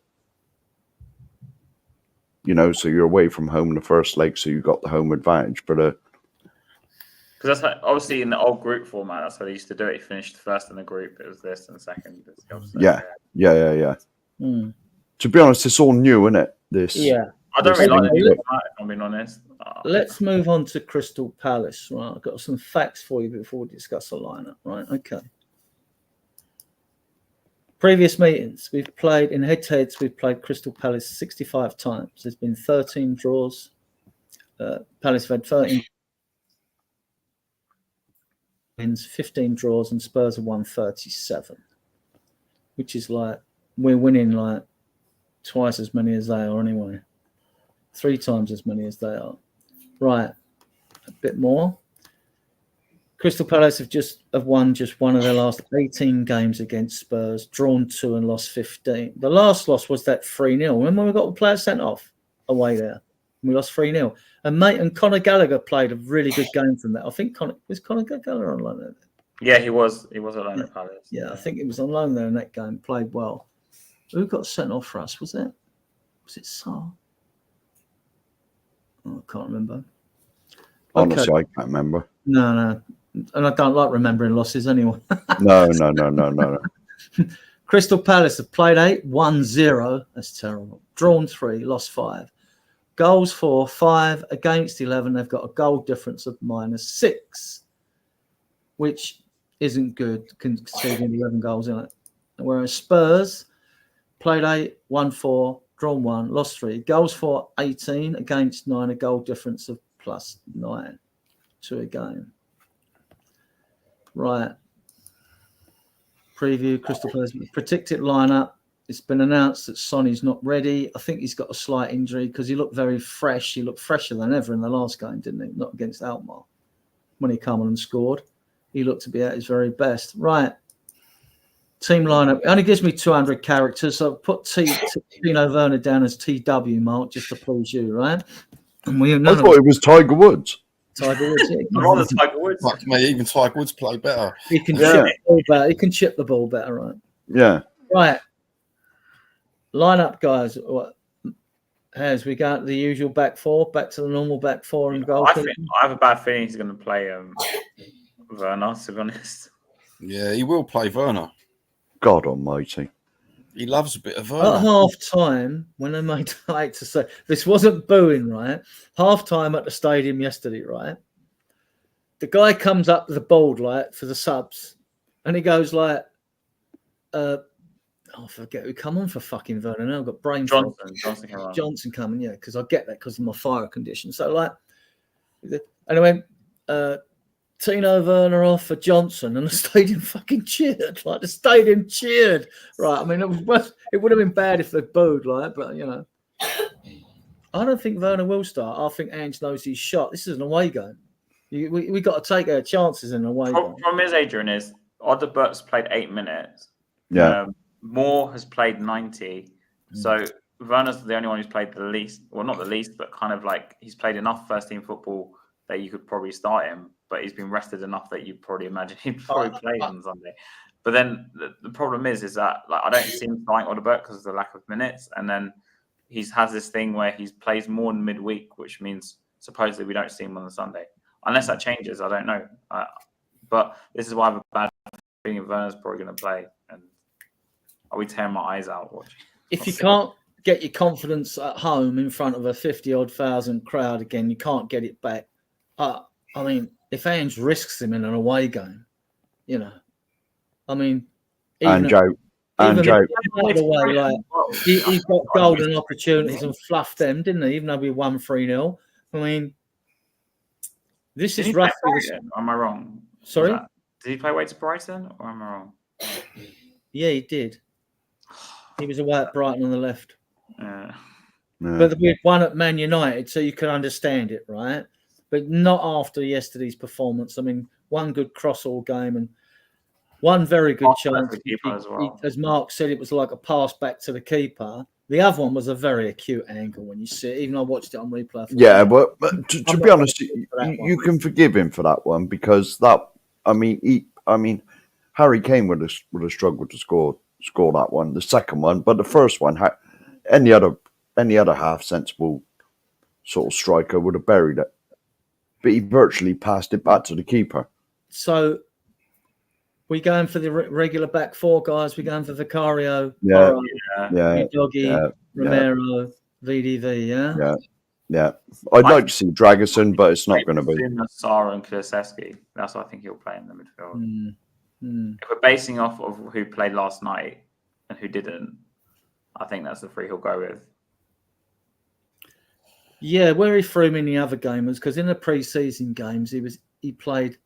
There was 2 or more games that I noticed because I'm trying to get into his thinking when the season was started. Where he played Bissouma, Sarr, and Maddison were his 3. This is before Decky's clicked in this hybrid 8-10 role that he plays in, right?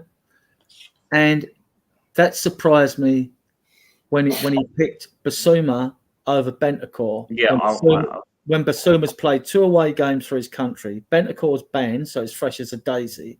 And I was just confident that Bentancur would have started that game, right? But he didn't. That's the last league game that he didn't. So that surprised me. So it didn't surprise me he played yesterday, but yeah. See, my ideal midfield 3. A lot of people probably won't agree with this, but Bentancur, Bissouma, and Kulusevski. That's what I would want to see, but because I think it'll give Kulusevski a bit more freedom. But I don't think he'll ever do that because he likes Sarr a lot. I'm not saying Sarr's bad. I just don't think as much as Bissouma. I just think control. Players are on form, Bentancur is my favourite midfielder. Well, he was, and apart from Decky, before Decky's moved in. But when we were down to the main 4, Bentancur, Bissouma, Sarr, and Maddison, Bentancur on form, not sitting back because I like him when he's driving forward. You know, he's an 8. Like, you know, I mean, like, he's an attacking midfielder. He drags the pitch up, drags the team up the pitch. You know, I mean, he's that good. I mean, obviously, he's not shining in the position he is. He has played well there, but it's like he's not consistently well in that position. That's the thing that lets us down, I think, Adrian, is we haven't got that recognised number 6. Well, then you see again, it's your perception of what a 6 is. Do you want a deep line defensive midfielder, a holding midfielder that just stays there like in the old days? But now definitely. The new breed of number 6s or defensive midfielders or holding midfielders is a player that not only can beat the press and get the tackles in and spread the ball, but also progresses the team going forward and gets up the field. So the only player that can really do that is Basuma, and Ange seems to like a Basuma on form. Personally, I thought his place at Spurs would be in jeopardy if he doesn't have a good season this season. Because if they're thinking of bringing in another midfielder, someone's going to have to go. Well, make money, you know. but yeah, I mean, I think he starts Basuma in midfield against Palace. What do you think? What do you guys think? He will play Basuma, Sarr, and Kulusevski. That's what I think he'll do. Yeah, that's what I think he'll do. Yeah, Sarr will definitely give us stability. Basuma and Kulusevski, but he won't do that. He'll because Ben's played in midweek, so I'm just basing it off of. Yeah. And his front line will be Werner, Johnson, and Solanke. And Sarr did put a sweet forward ball for Sonny's goal, didn't he? And Sonny was only about 4 or 5 yards inside their half when he picked it up and ran on before he bamboozled defender with all them like step overs and before slotting it home. So, yeah, well, this is why I'm not a manager. I'm glad I'm not. This is Ange has to make these hard choice decisions, doesn't he? I wouldn't have nothing in an away game. Nothing against Sarr being in there, a bit more solidity. You know. No, he's done well because, sort of like when we were discussing him weeks and weeks ago, I always said he's one of these players that just runs about a lot and he don't actually do a lot, but he's starting to show a bit more now. He's like being productive. He's added some goals and assists basically. Yeah. I think Decky has to start. It's been a best player this season. Yeah. So you've got Basuma and Decky. Depending on when they do a bit light training or whatever, and they give all the players the once over, which should be done tomorrow. Then we'll see whether Maddison starts or not. I think Maddison starts because Bergval's not playing 2 games on the spin, and he was my man of the match against AIkmaar because of the 2. I don't think Maddison will start. Honestly, I just have this feeling after he got taken off against West Ham. I don't think he's going to play in the Premier League games as much. I think Spurs fans should start thinking a bit more broadly when it comes to team selections because we're not. It's not like we pick an 11. When we want to pick our 11, it's if like you're picking your favourite 11 that you think they're all going to play 90 minutes. And with Ange now, and the squad does look stronger, right? It's technically better than what we've had with the players we've got rid of. It's definitely technically better players there. But they've still got to prove themselves as well. He's going to rest Bergval, though, isn't he? I think he's going to rest him. Yeah. Yeah. He's holding the back of his hamstring, his right hamstring. Well, he only came back for a knock, didn't he, from Sweden? So they'll have a look at that. And if that's the case, he'll be rested. Yeah. Sarr started well. Fancy him. It's Bentancur, Decky, Basuma, Sarr. Is it true that apparently he didn't celebrate the goals, Maddison? Is that true? I don't know. Someone told me that. No, he did run over. Yeah. Decky. Oh, okay, because someone told me he apparently didn't celebrate. Well, if you've got a squad of players, I wouldn't expect them all to get on with each other and be chummy mates. You might have nothing in common apart from football, but you expect them to act professionally together. It's like going to work. If you don't like workmates, you still got to work with them. You do your best, don't you? So he did go over him, whether it's half-hearted or not. Maybe he feels... I'll be honest, I think Maddison really wanted to take that penalty. I think we just chat afterwards. I just think that was good PR, James. But nah, I meant not in last game. I meant against West Ham. You all right, Leo? Leo. All right, Leo.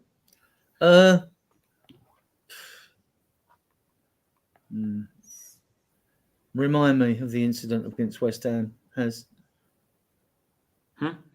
Remind me about West Ham. Yes, obviously Madison got taken off, and then someone told me apparently that when we scored the 2-3 goals, he wasn't celebrating or something.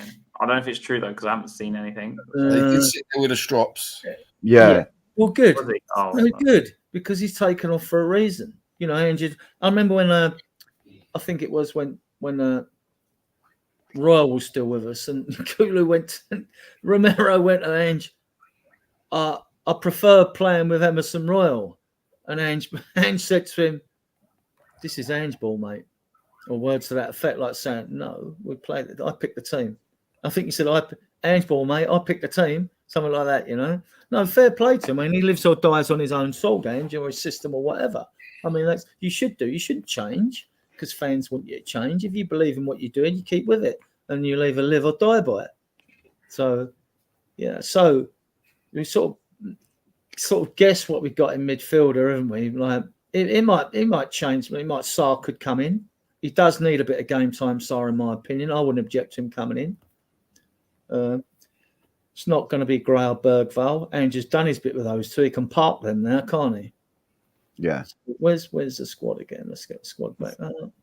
They may get in, is it when we play Sunday and then is it Man City Wednesday? Then Wednesday, yeah. Yeah.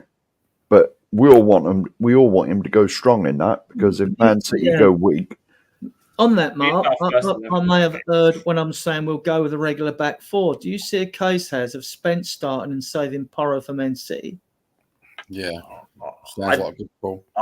I would do that, but I don't think he would because Porro didn't play on Thursday. I don't know what he's going to do. I mean, I'm just basing off of if Porro. I know it sounds weird. If Porro played last night, I'll be more confident he wouldn't play on Sunday. Yeah, because he didn't. Yeah, I think we'll give Porro games on, and I'm quite scared he'll play someone like Archie Gray against City. That's what scares me. You see, then again, I'm thinking 90 minutes, but hang on, you could play them both on Wednesday if you gave one an hour or a half, and then you gave the other one the half hour that was left or a half. You could do it that way and give him time. Yeah. But he's got some big decisions to make, depending on how stage he's going to take Wednesday, because you can't put the whole first 11 out. I think against Palace, if you're going to take Wednesday seriously. But you have to put enough to win the game. So I don't know what he's going to do. And you could take Graham Bergvall off the subs bench then, because then you could bring Davies in, and I'd be a bit more happier having his cover for you, Doggy, who hasn't been at his best this season or towards the end of last season. He looked good in you. I thought he had his mojo back with Man United away. He's just he never seems to want to stay goal side. He loves getting forward, right? Fine. He's just got to. I remember when Carl Walker first came, he'd be caught upfield, trying to come back when we conceded a goal and all that. And he's turned out to be probably the best, if not one of the best right backs, even at his age now, in world football. And he's certainly the best English right back. Yeah, and so. I think your Doggy's got fantastic potential, but we don't. Against Brighton, No, I like the player. I mean, personally, he's got. This is the thing. He's got you've got, like I said earlier, you've got Johnson, 23, Decky only 24, developing players still. Although Decky's got a maturity beyond his years, then you got Sarr, VDV, and your Doggy. They're all developing, and then we brought 3 young players in to develop as well, in Gray, Bergvall, Yang-Min Hook, right? Asking all this to work and click in a season, right, with Arthur blooded last year, and then do it this year, I think expectations. I still want a trophy. I'd like 2. I want the Adrian. I wouldn't have such high expectations if Andrew wasn't coming out and saying he wins a trophy in the second season always. No, what he said, he didn't say he was going to win a trophy. He stated a fact by saying, "I've always won a trophy in my second season at a club." He didn't make a. But if you go and check, if people always do this, get the inverted commas. No. I'm not just talking about that, Adrian. Yeah. I'm talking about stuff he said before as well. Yeah, I mean, look, I think most press conferences are the biggest load of BS going anyway. Even when teams lose, managers go, "Oh yeah, I thought we played well, blah blah blah." When you think, "Hang about, you were crap," you know what I mean? Like, and if that's us, I would say so. Yeah. But they all do it. I have to take him by his word. So. Yeah, I mean, Yep. it's some of the stats I mean, the media and all that. Some of the questions they ask. I mean, like, why didn't you ask a kid of 5 to answer that question? You know what I mean? Some of the questions. Oh, might just be like no comment though. Like it's you don't have to answer the question. And then they come out with BS stats, right? This is one that got me recently. I thought, I'm not having this, right? They said Spurs are the only team in the Premier League that have lost 10 games while winning 2-0, right? Now, that's a fact. That is a stat, right? That's a stat. So I thought, I'm not having that. That don't smell right. So I went and researched it, right? So if you forget, we've been in the Premier League 32 seasons, right? If you multiply that by 38, it's something like, Mark, do it. I think it's like 1,200 odd games or something, right? So I ain't doing it in my head, Adrian. I'm not that good at maths. All right, 32 times 38. Now, forget all those seasons where we did well in the FA Cup, got through a few rounds, when we knocked out, or when we got through to the Champions League. I'm not going to add them games, right? So that's stat 2-0. This is what is it? 1,216.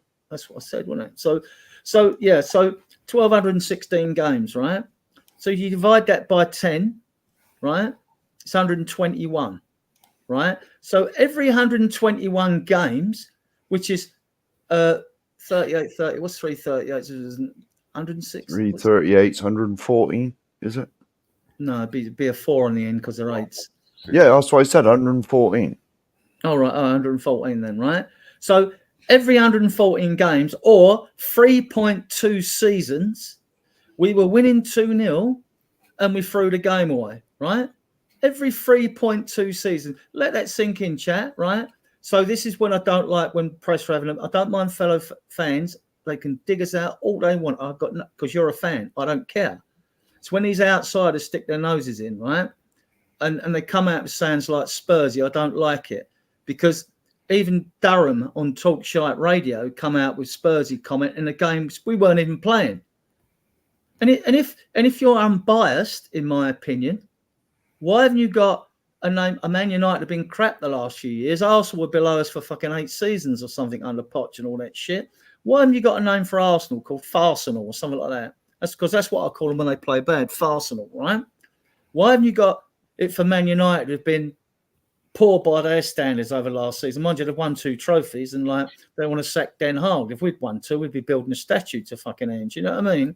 So, I mean, they are biased. I don't care what anyone says. I mean, Spurs, the media are biased. There's a good chunk of the media. We have got fans out there amongst the media, but like they are biased. And that 2-0 stat, and someone brought it up again. I wish someone had got in Ange's ear. Someone brought it up in one of the recent, before the AIkmaar game. They brought it up in the conference again. Yeah, but Spurs have lost 10 games, 2-0, blah, blah, blah. And then sort of like he deflected it. Like, it's good, you know, but like rubbish. Anyway, let's on my little rant right now. Back to it's like, right. So midfield. So we think Spence may get minutes. He should get the minutes. Yeah, I was going to say, like, I feel sorry for him, to be honest, because you weren't included in the Europa squad, you know, which is a joke, to be honest, because he should have been. Right, if our dreams come true and we get a late Christmas present, and Werner goes, when you announce your Europa League squad for after January transfer window, when you announce it, that frees up a space for Spence. Yeah. Unless we bring someone else in who's European that we think is a better fit for the squad. So that would free up the space for Spence. I still question his defensive capabilities, but then, like, you know, against Bayern, them 2 games away, the friendlies, I mean, Gnabry must have thought all his Christmases had come up once on the right wing. Ball kept coming into me in oceans of space. Darren Bent he's talking about, sorry. Yeah. I personally think the media just slander every team, but that's just my opinion. So, but then like you got in the second game we had learned no lessons. Spence was playing left back, and Gnabry, and he kept wanting to cut into midfield. Spence when we're playing against Bayern, Bergvall came in and shored things up for us, though. In one of I forget which one of both games he might have come on. I can't remember now. And because in the game that Gray got bullied, right, he did get bullied in one of them Bergvall and Bayern games. Yeah, so I can see Spence getting minutes, if not definitely playing against Man City. You know, it's a big game. But then if the will fell off against Man City, it'd be, why'd you play Spence? But maybe he'll play Spence on Sunday. I don't know. I don't know what he's going to do. I think he's going to play his strongest team on Sunday, and then he'll rest players on Wednesday, unfortunately. I hope not, because I'd seen it the other way around. Well, so I just want a trophy. He's so unpredictable, isn't he? Yeah. No. Pep will rest players because although, Pep will rest players. Who's City got this weekend? I ain't being funny, Adrian. But Southampton at home, Adrian. Oh yeah, of course. Spain. Yeah, I was going to say I ain't being funny, but City's B team is probably still good enough to beat us anyway. You know, because City are just something else.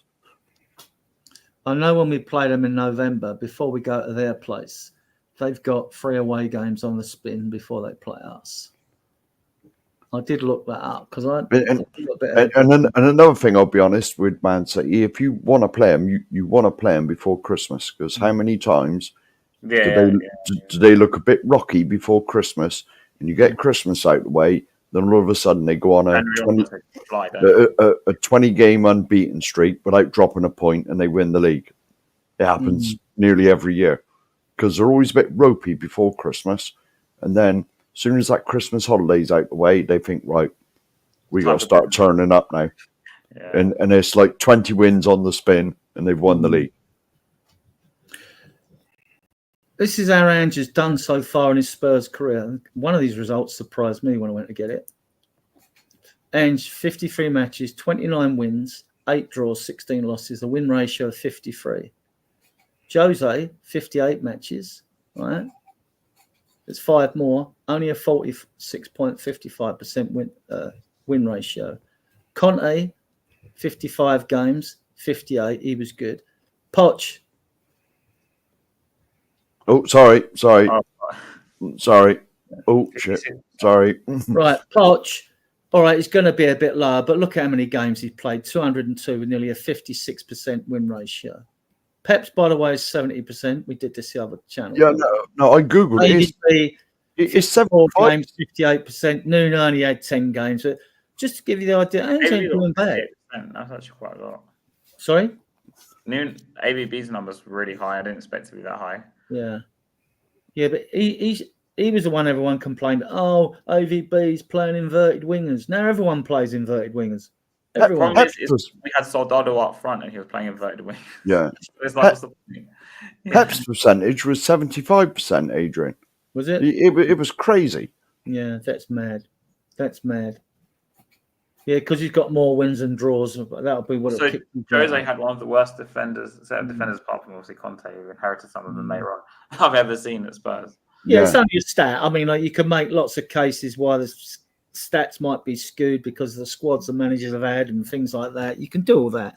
But, like, I'm just saying for his Spurs career, with the players he's got, I mean, it's like Tottenham Hotspur's training school at the moment because they're all so young. It's like, yeah. So it's interesting, though. Here we go. Mr. Lord Rodney Trotter's put an interesting comment in. Josie has a special case because he was trying to win us a League Cup. So we could then kick on for the league that season. Yes. But Mr. Levy didn't want to give him the money for winning the trophy.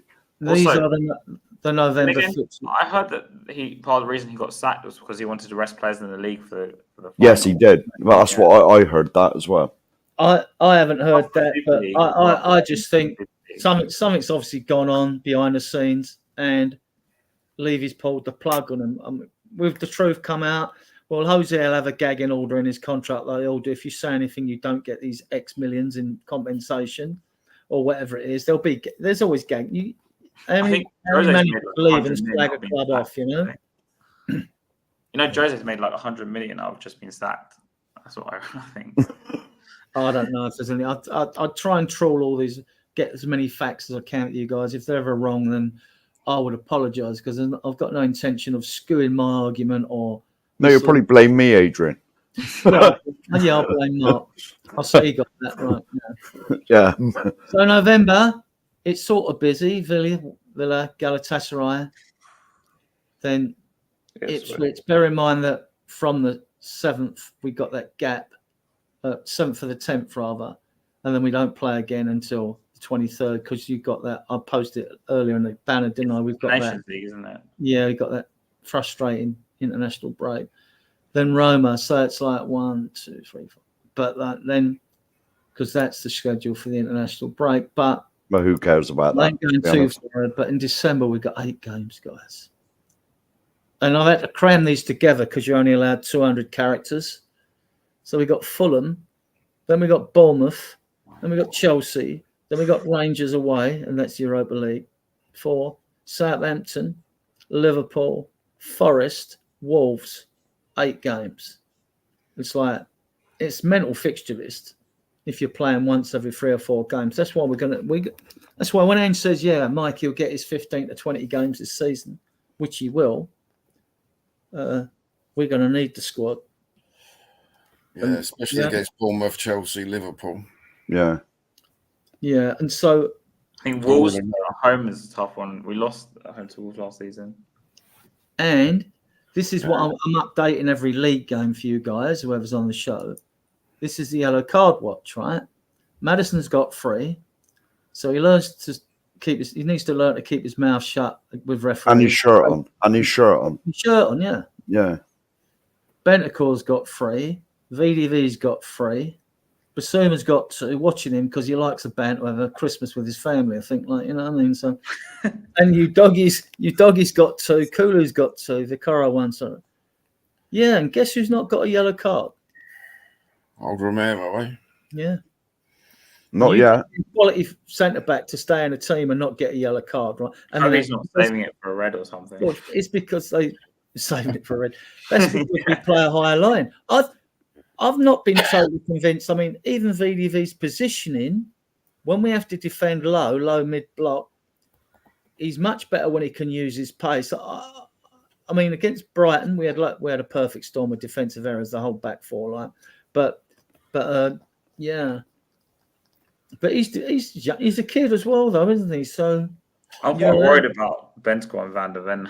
That you show me this but then Bentacore might not start as many games. But Van der Ven, I mean, what we're going to do is hamstrings in December, like break them or something. Like the amount of games you're going to have to play.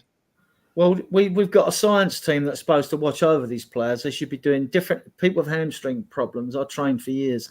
You should be doing a totally different warm up to the other players. You know, it's simple things like when you get on an exercise bike and you have no resistance on it. So you're just freewheeling, right?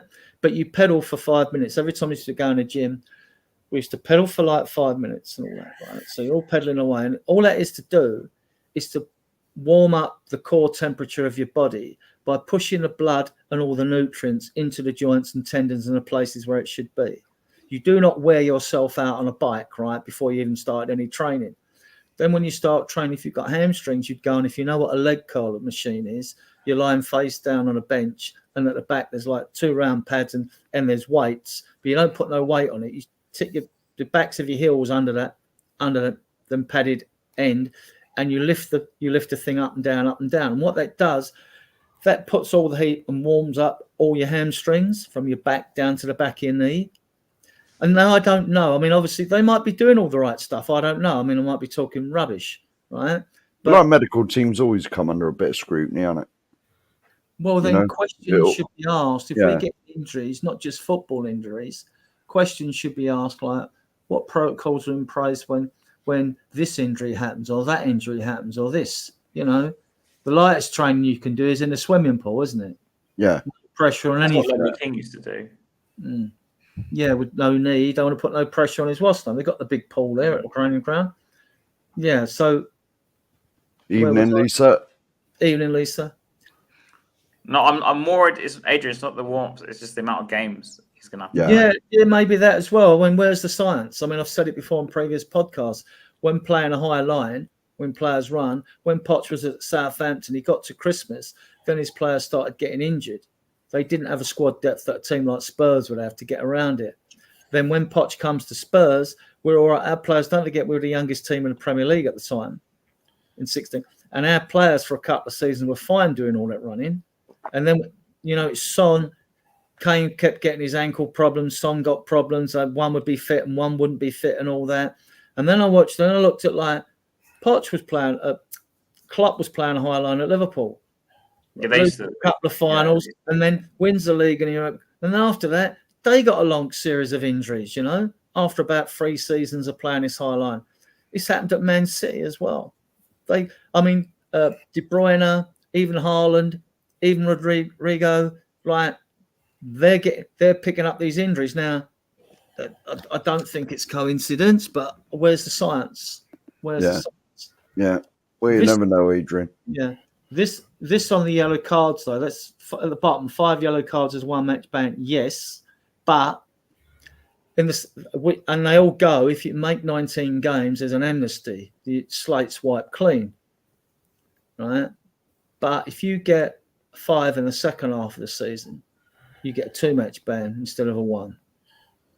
Right, so I'll update this in case we pick up any on Sunday, because once these guys started getting on 4, can you remember back in the day? I can remember back in the day where a player in a quarter-final of the Cup in danger of being suspended would deliberately get a yellow card, right? So as they would miss the semi-final, but meaning they were free to play in the final if they got there. I could see that happening. And loads of players on 4 bookings would conveniently get one before the Christmas period, so they had Christmas, like Boxing Day off. We got conveniently, allegedly. We got to slap Man City Wednesday and go strong, like in the League Cup and the Europa League, haven't we? Surely we got. I've already said, Adrian, give me 17th in the league and a cup. No, I want more than that. I want 2 cups. 2 cups. Yeah, that's just being greedy, Adrian. That's just being greedy. No, it's not. We're playing catch up, right? We should have won more trophies. We've been in about 7 semi-finals or whatever it is, and lost them. We've lost finals as well. As it's 7, it might be the old Robert the Bruce Spider. Yeah, give it. In the history. Give me 17th in the league and a trophy. Give me top 4, the League Cup and the Europa League. The Europa League's the one I really want. It's the one I really want. Top four means nothing to me.